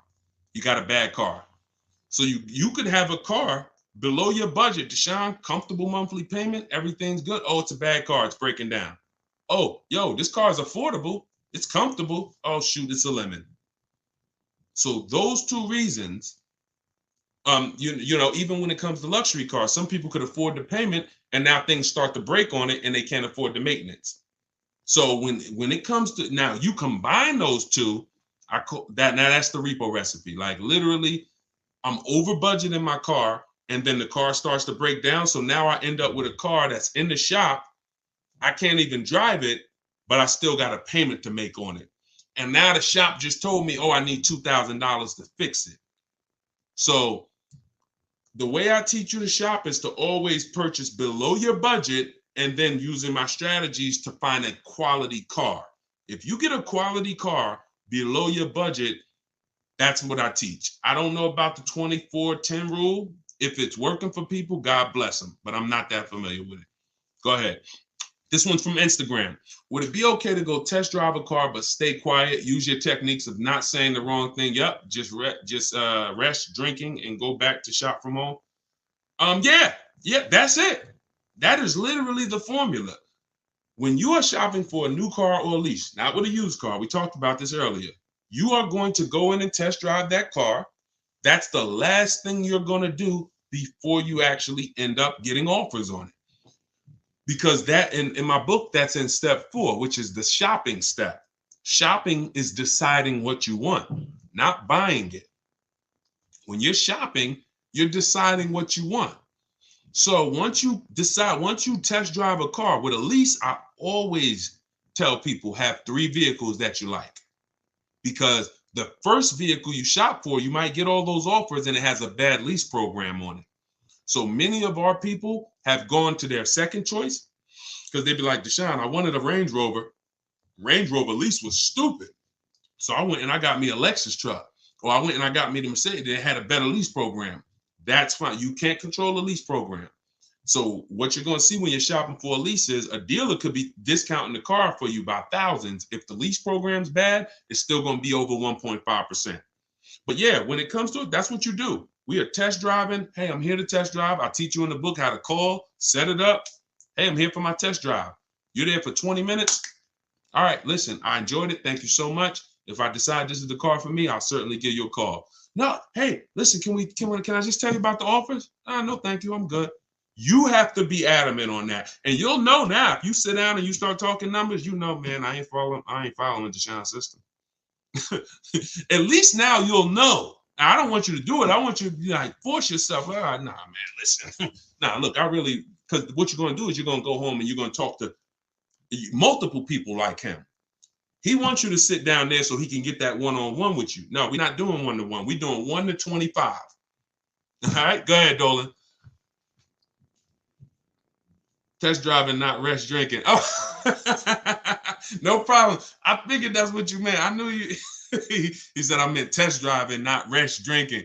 Listen, I know. And this is, if you ever have an issue getting your book at the end, it's only because that happens. We type fast. We switch a couple. That's why whenever you purchase the book, you'll see there's a support email. If that book is not in your inbox in literally less than 10 minutes, then it's usually an issue with the way you type the email. Just email the support and we'll make sure that you get the book direct to you. But yeah, no problem. I'm with you. All right, peace and blessings. I'm pre-approved for a vehicle. Should I tell the dealership up front or no? Yeah, Gina, you know what? I like it. I know people will say, yo, don't tell the dealership. And here's what you're going to do. You're going to let the dealership see if they can beat your rate. But you got to, whatever dealership you ended up buying from, when you find that car that has the best price, you go lock it up. And then you say, listen, I got my own financing. Here's my offer. But if you guys could beat it, then I'll give you the loan. See, that creates a much better experience, because what you're going to lose from some dealers is they won't even sell you the car for that price if you don't give them a shot to beat your rate. They won't sell you the car. So when you go in and say, yeah, I got pre-approved, but if y'all could beat it, I'll do the loan with y'all. Now you've given them, you see, you don't lose anything by doing that. In fact, what you're going to see sometimes is they'll call you and say, good news, we got you a better interest rate than what you got. See, what we are trying to avoid is that having the dealer get us our only interest rate and then overpaying. People said, no, I don't want that. I hear these dealers overcharge for the rates and they're making money on them. So then they went and started getting pre-approved and said, no, I'm not going to let the dealer even have a try. But no, you don't want to do that. You want multiple people bidding for your finance rate. And what you'll see is if you do it within a 45-day period, Experian calls that the rate window, it's only going to weigh on your credit as one hard inquiry. So whatever one hard inquiry would have lowered your credit score, whatever that, if they did a hard inquiry to get you the pre-approval, you already have it. But if you could do multiple hard inquiries within that rate window period, and you can go to Google and you can actually verify this, because sometimes people say, Deshone, is this true? Let me show you, and then we'll get ready to wrap. But I want to show y'all this. If you actually go to Experian, let's just Google. Hold on. You go to google.com and just type in rate window, rate shopping, cars, Experian. And you'll see Experian has an article called What is Rate Shopping? And it says it right on here. And it gives you a window of time where you can shop and have multiple people. So it says the FICO score. Now the FICO score window is 14 to 40 days. So just read it and just know this is on the credit bureau site. This is on the credit bureau site. So do it right, but let these people bid for your business, because you never know if they can get you a point or half a point or 2 points better on the interest rate, they'll save you tons of money. All right. Okay. All right, listen, we've been on for an hour and a half. Listen, we're going to wrap, but I hope to continue this with y'all.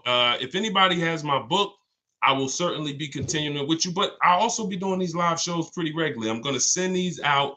We'll eventually be promoting them. I'm going to promote the exact time so you guys know. That way, if you see somebody in their car shopping, you can say, hey, this guy, he does this show at this particular time. Most likely it's going to be 12 Eastern time. And we're thinking about doing a second live show, 3 p.m. Eastern time. That way. But what you're going to also see is we're going to be rebroadcasting these. So because, people want to watch it later, and people get just as much value watching it later, because the same question you asked is the same question they were going to ask. So listen, if you want everything I teach in one spot, you want this arsenal of information that you can use step by step, go grab my new book, Car Shopping for People That Hate Car Shopping. And click the link in my TikTok bio. You'll see a website there. Same thing with the Instagram bio.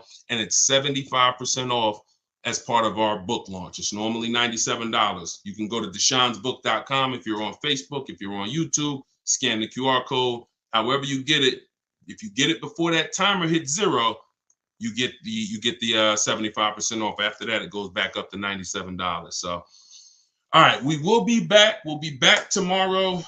Meet me at noon. And the book, of course, the book, somebody said is the book for leasing too. The book is everything. The book is leasing, it's purchasing, it's buying new, it's buying used, it's selling leases, it's selling cars you owe money on, it's paying cash, it's extended warranty. It's a 7-step system. So it's called Car Shopping for People That Hate Car Shopping, 7 Steps to Saving Time, Money, and Avoiding Dealerships, which y'all know, everybody who learned from me, we avoid these dealerships. We're not in there for any more than 30 minutes. So it's a digital book. So every time I update it, when you open the new file, you'll see, oh, shoot, this changed. That's because it's updated. If I update a script, because you got my scripts in there, and there's some things in the book where I link you to a video, anything I update, we update it, and your file will automatically be updated. So you never have to worry about the book becoming obsolete and being like, man, it worked for me in 2024, but now I'm in 2025. No, we'll always be updating it to make sure that it stays relevant. You don't need to go buy volume 5. All right, y'all, here we are, 2027. Now I want you to get volume 5. No, one time. So go grab your copy, 75% off. Even if you missed the countdown, $97 is still incredible value. We sold a lot of copies at $97, but why not get 75% off? So here's what I know about these lives. We've been doing them for a couple days now. Somebody's going to ask you a question. So even if you're driving, if you can't type, then just feel free to just sit and listen. And I guarantee somebody's going to ask the same question that you would have had. Cheetah, this is the man to listen to. Thank you so much. I appreciate that. 100%. Wait, I don't even think we're up on. Let's get clear. All right. Okay. Is the same 1.5% used for both leases and finance? Nope. 1% rule. The 1.5% rule is based on the 1% rule. The 1% rule for great leases has been around for decades. Savvy people who got great lease deals always knew if you could get a lease deal and your payment was 1% of the MSRP, you stole the car. So if you were looking at a $40,000 MSRP and your lease payment was $400 or less, it was a steal. Don't ask any question. I still call that a steal. Now, a deal is between 1 and 1.5. I had to create the 1.5% rule because as I started making more social media videos about leasing, I saw a lot of people going out there and leasing vehicles because they were like, Deshone, I didn't know I should be leasing. They started leasing and then they started overpaying for leases and they didn't know. So we put that 1.5% rule in there for as an indicator of when you're paying too much for a lease. If you do the math and your lease payment, you got to get your quotes, your offers with only first month's payment down, 12,000 miles per year. You can adjust the mileage and add, if you do 15,000, if you do 20,000, even if you do 10,000, adjust it after you pick the best offer. If that offer is more than 1.5% of the MSRP, you're paying too much for a car you're giving back. That's the rule. Yes, 1.5. You got it. I want to put it under my business. I want a Cadillac IQ. This one's from YouTube. We're on 4 platforms, so make sure everybody's sharing, tag somebody, because you don't want your friends to get mad at you because you did not share this information with them. Will you save money on buying a car? Oh, no, let's go back to logic. I want a Cadillac IQ electric vehicle priced at $150,000. If I have an 80 payback score and 720 credit score, will I qualify for financing if I put 20% down? I'm not sure. All you could do is actually see. When you're talking about a bit, if you're trying to put the car in your business name only without signing for it as a personal guarantor, I don't teach that. So you should find out if somebody's trying to tell you, because what I've seen, I've spent many years in the business with General Motors. They had a big commercial line, lots of pickup trucks, lots of cargo vans, passenger vans.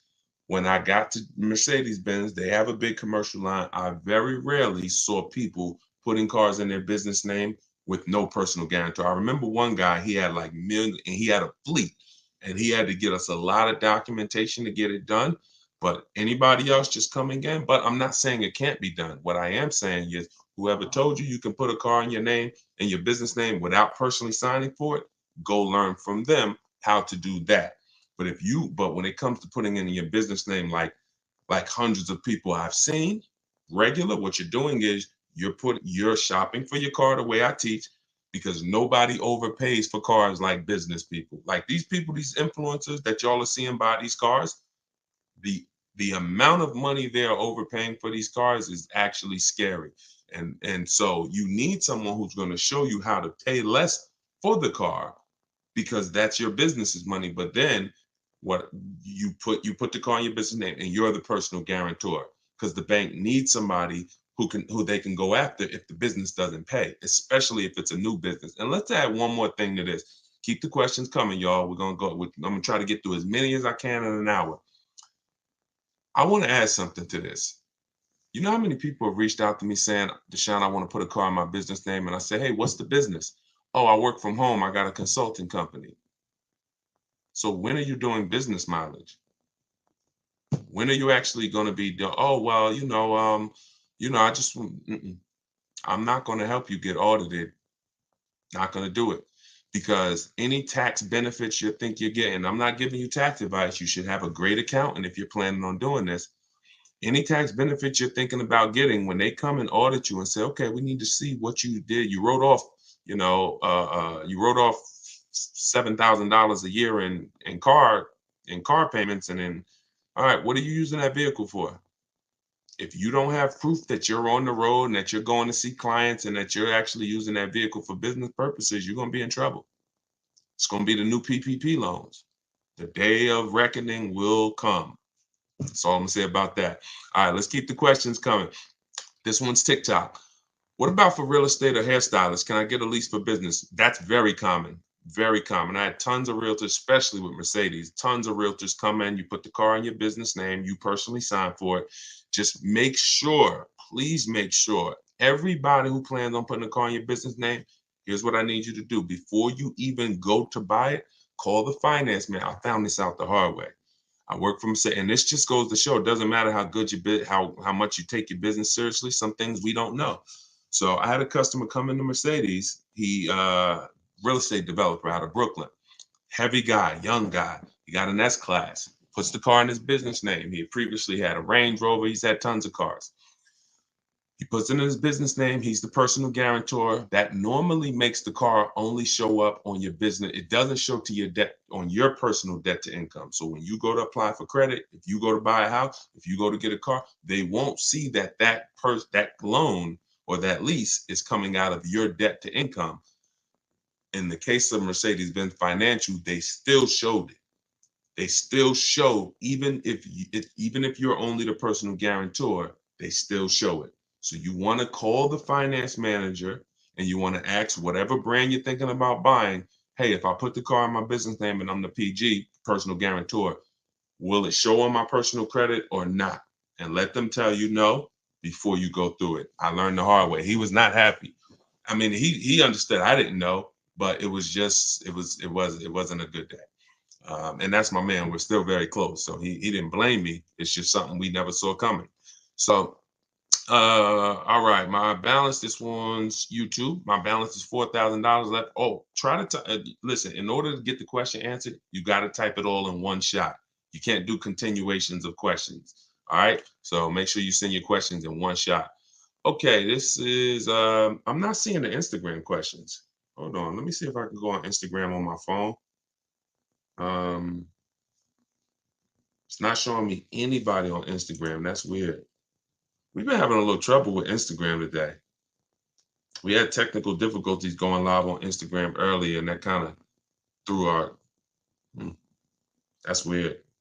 All right, let me see, give me a second. Let me just see if I could get to Instagram. I don't want to leave you guys out. Okay. I'm a check in from one of my that's what I'll do. I'll check in from one of my secret accounts. See if I can see all the questions. All right, here we go. There we go. Let me put on do not disturb. All right, we got you, Instagram. Hold on, we coming to you. Okay, perfect. So from now on, I'll be seeing them on my phone. All right, so will you save money buying a car through Costco or Consumer Reports? No, Ira. I'm gonna tell you why. Let me turn this volume down because y'all can hear that. I'm gonna tell you why. Who has a Costco program? Who has a special? Who has Ford X Plan, Mercedes Benz, Mercedes Benz? What is it called? Fleet pricing. Any special GM supplier pricing, General Motors supplier price, any of these things that you think actually should make, and they should make the car buying process easy and get you your best deal. Any of those things, you can't trust them. I'm going to tell you why. You can't trust that the dealer is going to give you the right price, and you can't trust that there's no rebates and hidden incentives that you're not getting.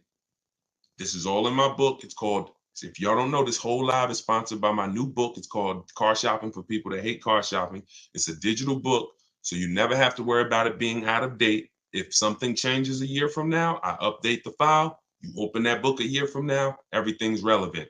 But that book has the 7 steps that I use to teach hundreds, thousands now, how to purchase from home, lease from home, sell their leases, get bids from banks, credit unions, everything's in there, and you can get it for 75% off for the next 30 minutes. While you're on the broadcast, go to my TikTok bio. You won't leave the broadcast.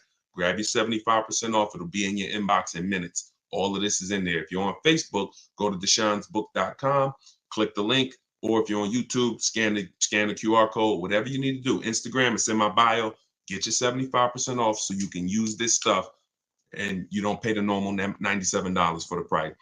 So the reason why you don't know if they're giving you the real price, quite honestly, you could walk in and you say, hey, I got the Costco pricing.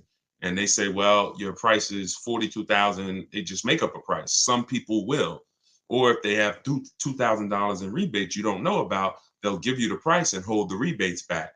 What's the solution to this, Deshone? You stay at home and you get multiple offers. And when you tell them everything you qualify for, you are going to get multiple offers. I teach 2 ways to do this. Really, I teach 1 way. It's in my book. I do it online. But if you're not going to get the book, here's how you could do it manually. You get 1 price from 1 dealer. You test drive. Once you find a car you love, you get 1 price and you say, okay. And I wouldn't even get that price while I'm there. Y'all know my rule of thumb. How many minutes do we spend in a car dealership? Let's see how many people know. How many minutes do we spend in a car dealership? Maximum, absolute maximum. And this includes our test drive. Let's see. Anybody know? Let me see. We might have all brand new people on here. We might have a bunch of people on here that's on here for the first time with me. So I don't want to make any assumption. Answer is 30 minutes. We are never spent. You got it, Chris. I see you, Chris. Leashes in motion, 10. Listen, we're not to 10 yet. Quite actually, if you're getting your car, if you're buying a new car and the dealer delivers it, you could spend 10, but I don't want you to rush your test drive.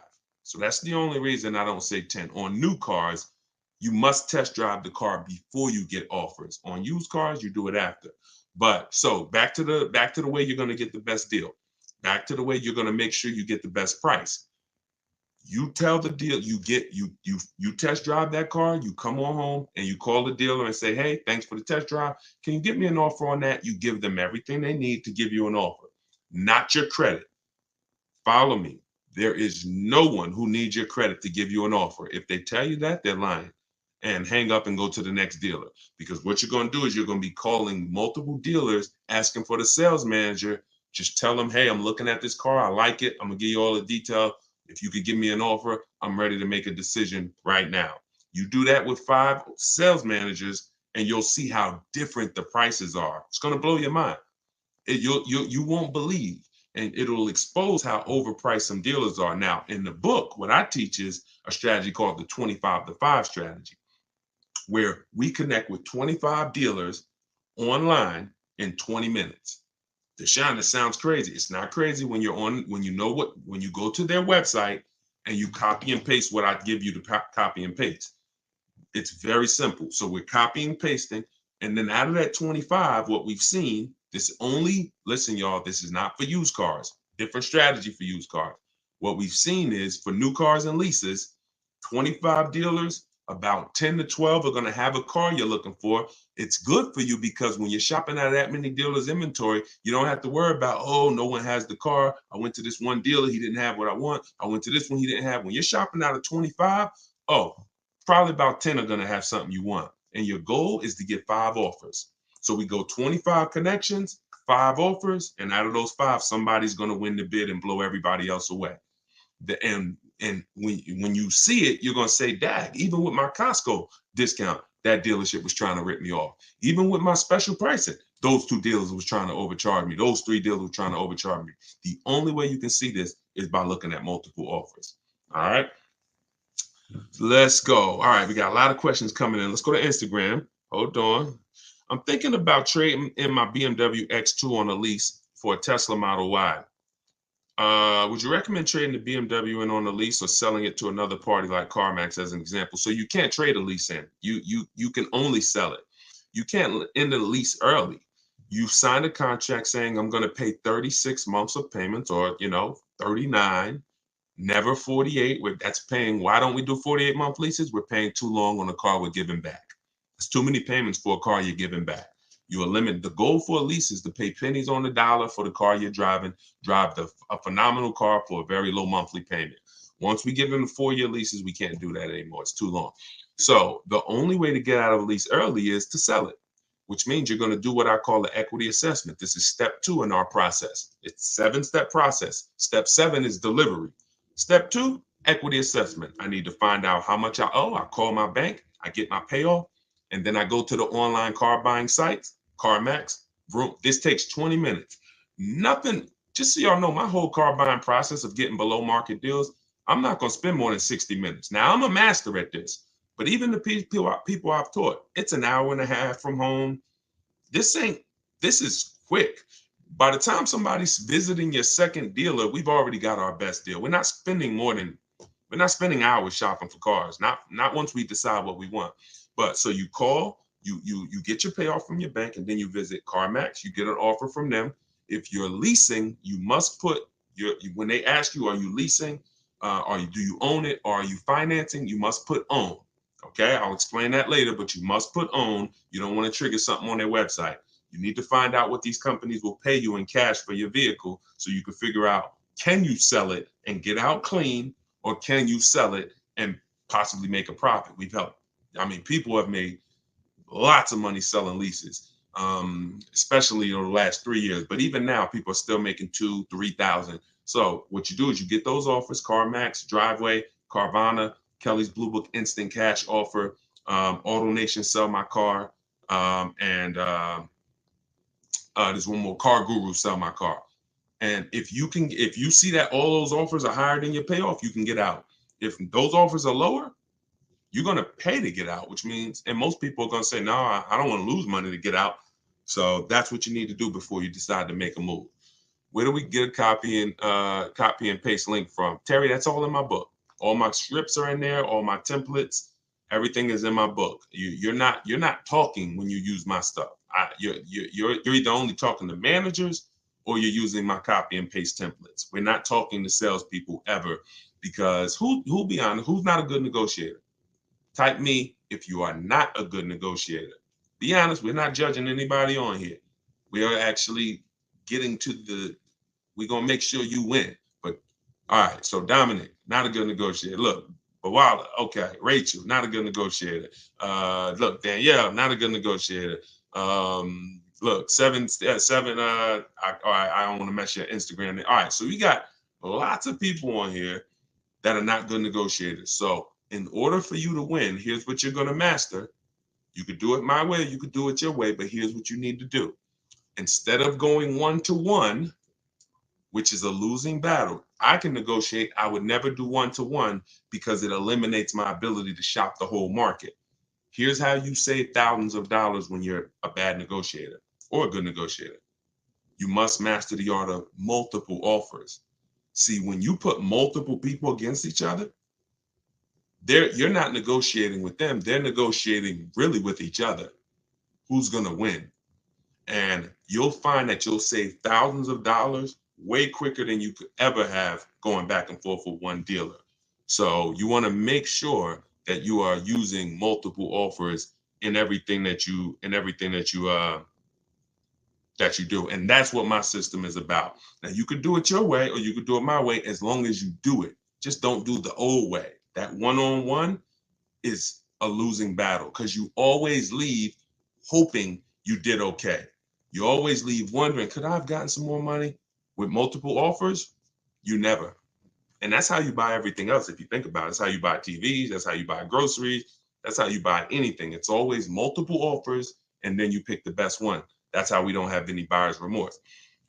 All right, this is YouTube. Reem, I have a 2019 1500 for about a year. Chevy 1500 for about a year and some change, 700 a month with alpha warranty. I'm thinking about leasing. I have about 30K left. What should I do? Always equity assessment. Do the equity assessment. That's going to tell you, listen, when you figure out you got 10 grand of negative equity, you're going to park it real quick because you can only do 3 things if you have negative equity. 2 will get you a new car, 1 doesn't. There's only 2 people who can't get a new car. One is super bad credit. You need to wait. You don't need to make a move if your credit's so bad you're going to destroy yourself by making a move. Now, the second person, these are the only 2 times I see people who want cars who don't leave with cars. Second person, you can have an 800 score.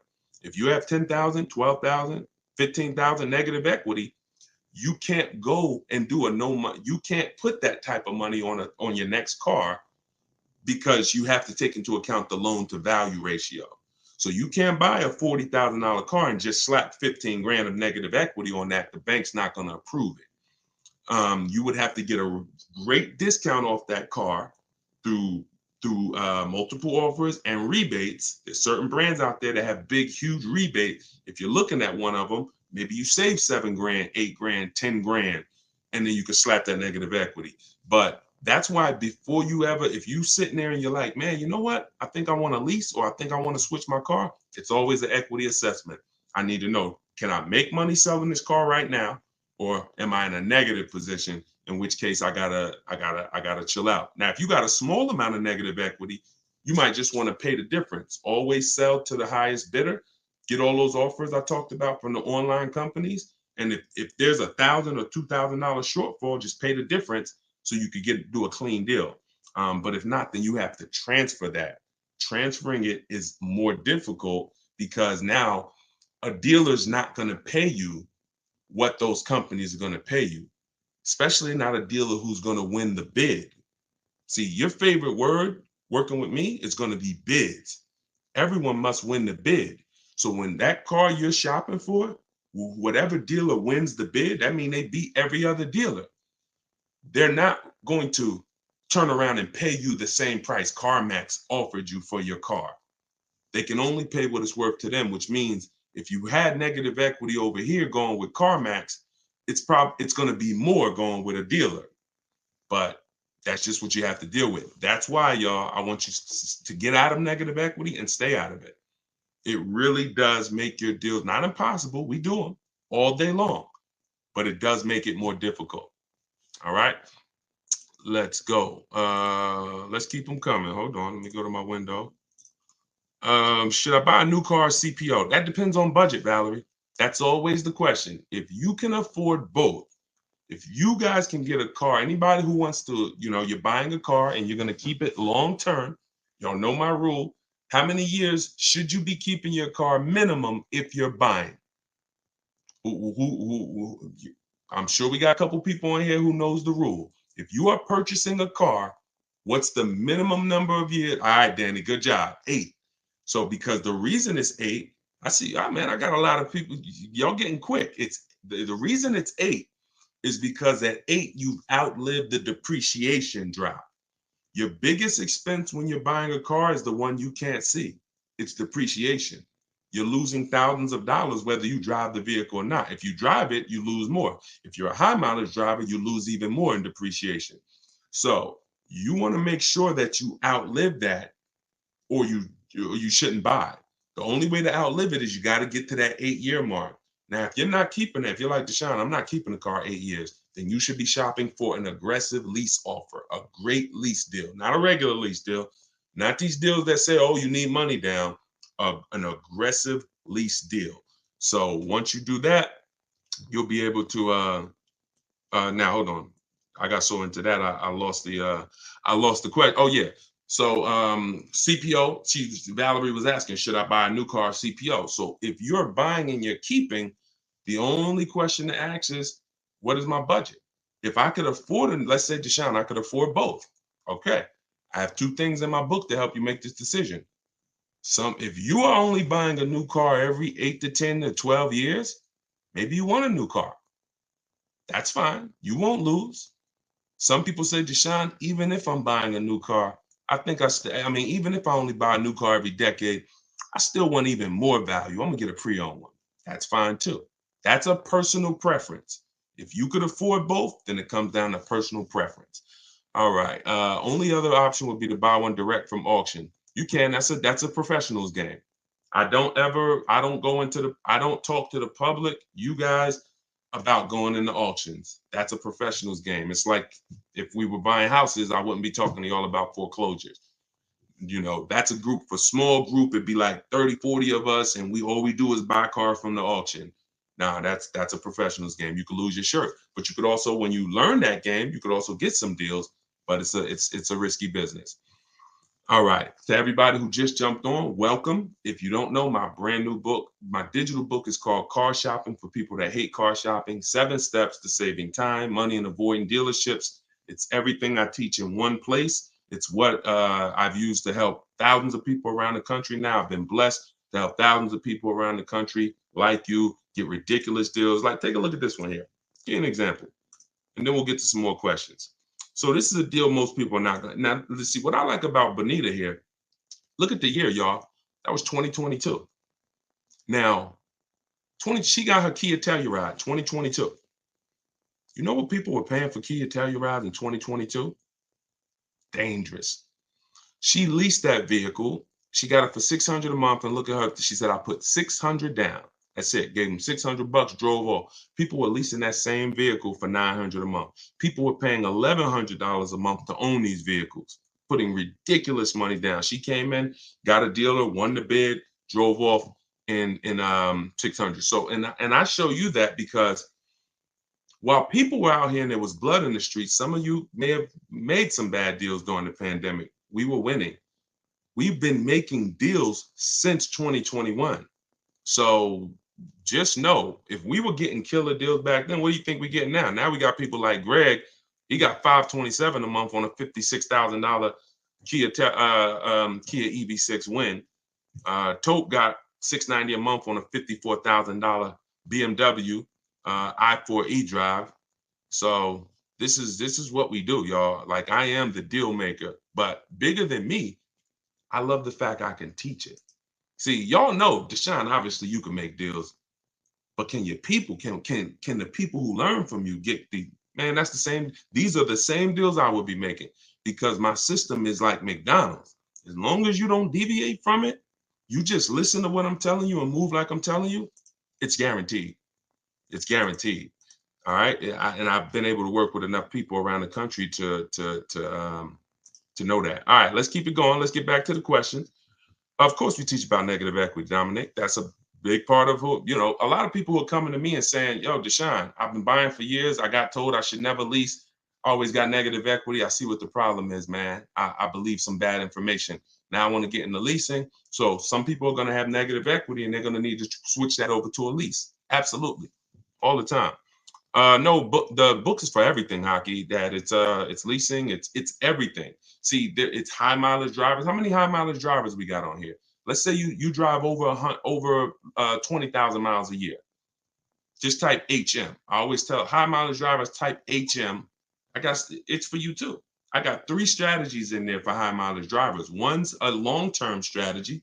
That means you're going to buy a car, keep it 8+ years, and then 2 are for short term. If you're not keeping your cars 8+ years, you need to have leasing as part of your strategy, either a high mileage lease or something I call 2 cars, 1 car payment, where you can measure it, where you can balance it out. So in order for me to help the public, in order for me to help you, I got to have something in that book, no matter what your situation is. And that's why it's a digital book, because it links you. Y'all remember Mario Brothers? Remember the warp zones? The book is like warp zone. So you'll get to a point when I ask you, if you're buying and you're keeping your next car 8 years, click this, and then it'll warp you to a section of the book that keep you on that path. If you're buying and you're keeping less than 8 years, click here and it'll warp you to that. And that's all throughout the book. That way you're never reading something that's not applicable to you. You're not sitting there reading like, oh, this section isn't for me. It's a path for you. All right. So you can get it for 75% off. Normal price is $97. It's worth thousands. And my goal is for it to be the most valuable book you ever bought, or at least one of them. But if you can get it before the timer runs out, you can get it for 75% off. So just click my TikTok bio, click the picture, go to my Instagram bio, click that link, and grab your 75% off. If you're on Facebook, just click the link that says deshonsbook.com and grab your 75% off. All right, let's go. Oh, thanks, Valerie. Enjoy it. Make sure you send me your success story too. Yes, I'm in New Jersey. Yep, absolutely. I want a lease this time, short term. Good. That's what we want. That's what we want. Just know who you are and put your deal on the right foundation. All right, let's go to Instagram. Let's see. All right. Deshone, I got a 24 Explorer online price. Oh no, looking at a 24 Explorer, online price is 38 grand, but 23 is 37 grand. How much lower can I go on the 23s? They're trying to get rid of. Thanks in advance. So if the car is the same and you are buying it, I get multiple bids and I just go to 25. I get 5 offers, because that dealer that's holding on to the 23 that you see, when you connect with 25 dealers, you're going to see that maybe out of that 25, maybe 7 of them have a 23 they want to move. And one of them is willing to blow it out like crazy. That's how Kimberly, some of you saw Kimberly's post. She saved 20 grand on her Maserati. She just got this. Look at the date. This was February 21st of 2024. She saved 20 grand. Why? Because she reached out to 25 dealers. One of them had a Maserati that she wanted. It was a 23, and they took off 20 grand for it because they wanted to move the car.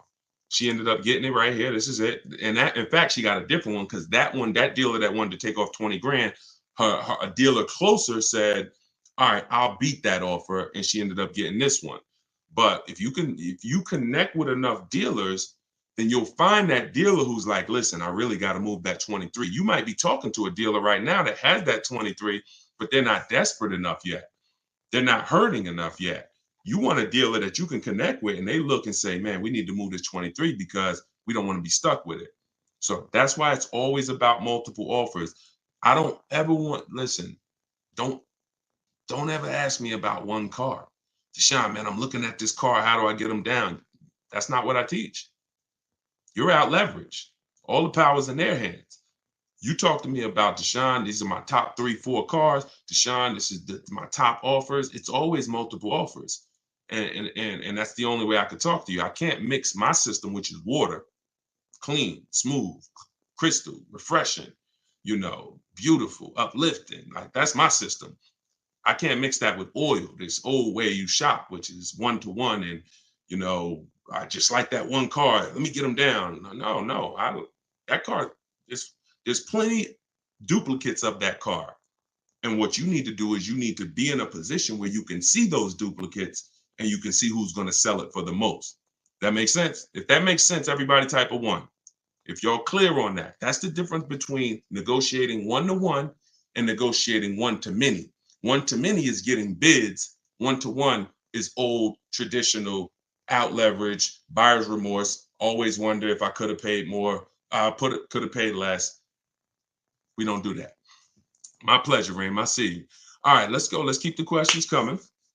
How do you get multiple bids? I said that earlier, Anna. You could do it my way, which is in my book. I connect with 25 dealers online. We let them know what we want, and then you use all my scripts to keep the emails moving and keep it on your agenda. If you're not going to use my book, which is in my TikTok bio, 75% off, you could download it. It'll be in your inbox in 3 minutes.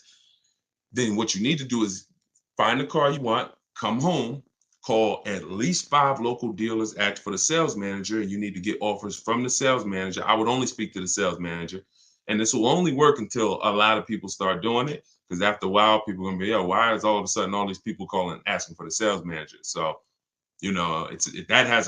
what I teach is unlimited. 8,000 people can do it, and we're never gonna, it's not gonna mean anything. This whole calling the sales manager thing, that's going to get eventually, if hundreds and hundreds of people are doing it, they're going to eventually start screening the calls and saying, all right, what's it in reference to? And so you could use it now. That's what I call the manual way. But those are the two ways to get multiple offers that I know of. If you can figure another way, do it. But my way is the easiest, because my way takes 20 minutes, and you're sitting in your living room or you're sitting at work, and all these companies bidding for your business. All right, let's go to, all right, so we got questions on every platform. All right, hold on. What credit limit do you need to lease a car? Is it easier to lease or buy with a 680 score with $5,000 down on a used Audi? See how you've locked into one car? Now, if you're talking about any used Audi, but as long as you're not talking about like one used Audi you saw, and the rule of thumb growing is, if you're keeping the car 8 years, you buy. If you're not, you lease. So you got to get out of where you are, which is, all right, should I buy this used Audi or should I lease? The question is, how many years am I keeping the next car? That's what you ask yourself. Everybody on here, answer that question. The next car you're shopping for, how many years are you keeping it? How many years are you keeping it? And everybody tag one person, or I'm telling you, they're going to be mad at you. They're going to listen.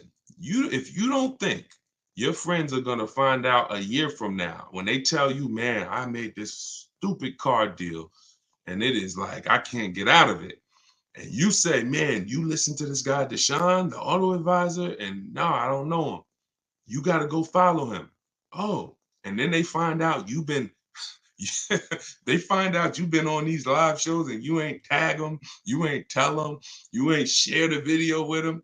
You might lose a friend. So tag one person that you care about. All right, 3 to 4 years. I see. Okay, nope, that's not the question, Celeste. You can't say depends on how many years it's going to hold up. When you set the amount of years as the goal, then everything after that is to make sure the vehicle you purchase will last that long.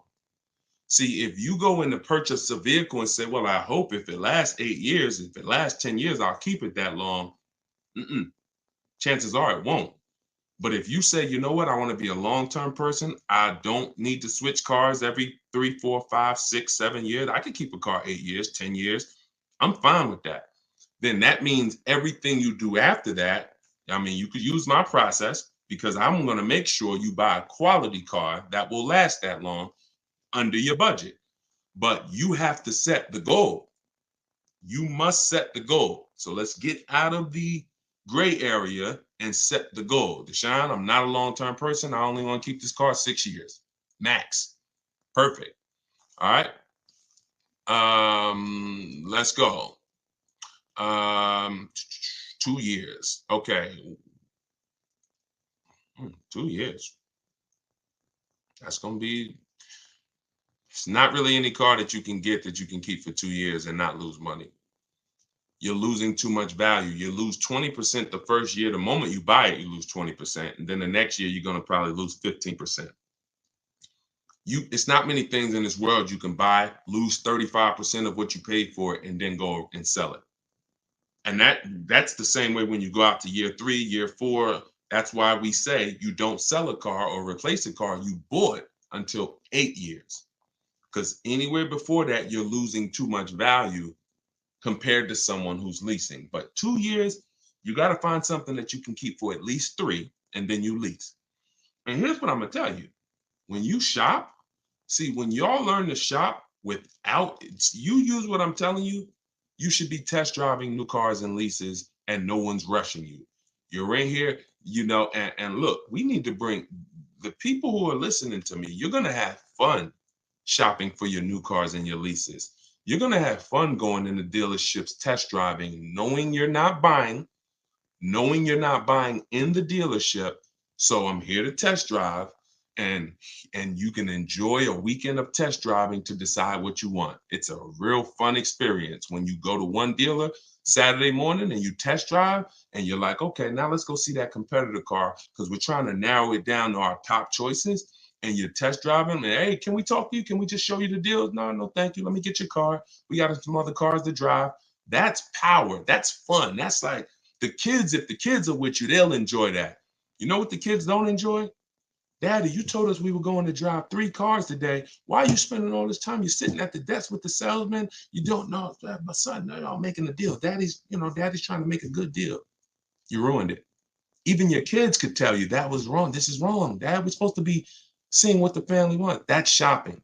So I want y'all to get in. When you get into that, you'll find something. All these cars out here, there's 40 some odd companies making cars. There's probably 500, 600 different choices. Every category, you got probably 10, 15 cars that would suit your needs. You get out and you drive some of them.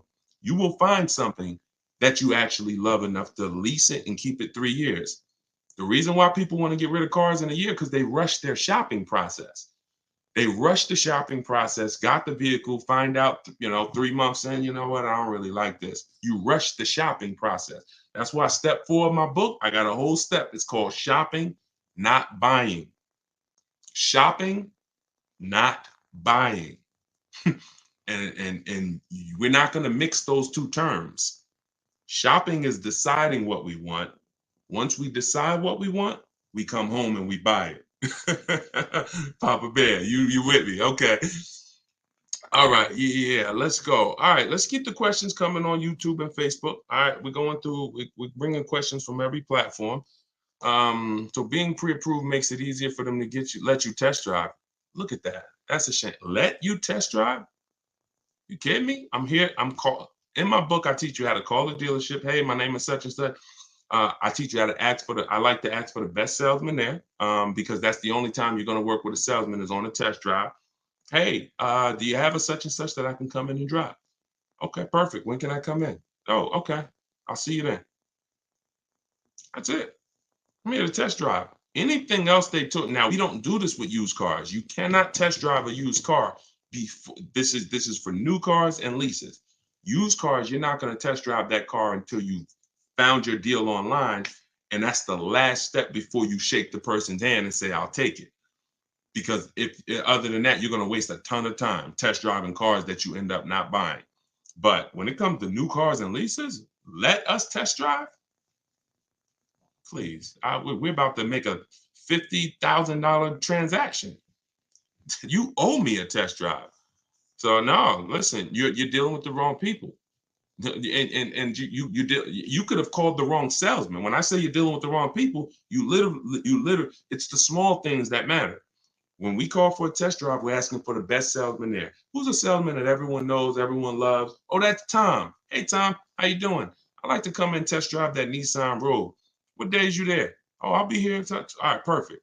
If you get the new dude on the block, little Nelson, who over there, and he don't care about lying or nothing, and yeah, he gonna make your life hard. We need bring your license, and we need to run your credit before test drive.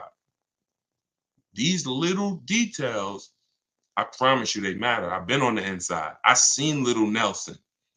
Dude gets fired in 90 days.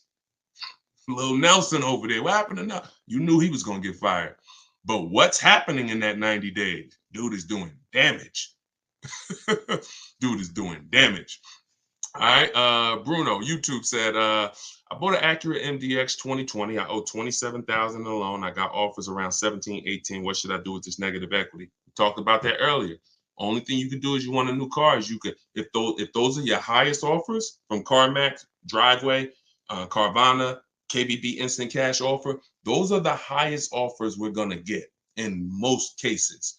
So if you might say, okay, if you could pay the difference, that's the best way to go. So if there's like a $1,500 shortfall, you are much better off paying that $1,500 and getting out of that and doing a clean deal. Because if you can't do that, now that car has to be traded in with the dealer that you end up buying the car from. That's what has to happen. So that's the first route. If you can cover the difference, That's what you want to do. Shop for your car, get your best offer, and then just sell it to whoever made you the highest offer and pay the difference. And then you could do your other deal with no money down. So if it's a matter of, oh, I only got 1,500 and it's a $1,500 gap, I would pay off the negative equity and sell to a CarMax or sell to an auto all day long. It's going to make your life a million times easier and your transaction a million times easier. All right. My husband ran into something when we got our car service. Wait, you gotta do one full question. Unless y'all are talking amongst each other. I love that. Talk amongst each other. Y'all be in here having conversation. But if you're asking me a question, it has to be in one question. Look at Vicky. Vicky came on here and said never lease. Look, we got old Vicky on the line here. See, people come in and they're confidently incorrect. You got to be very, very careful, y'all. These people have cost you money for years. Vicky on Instagram, listen, you don't know enough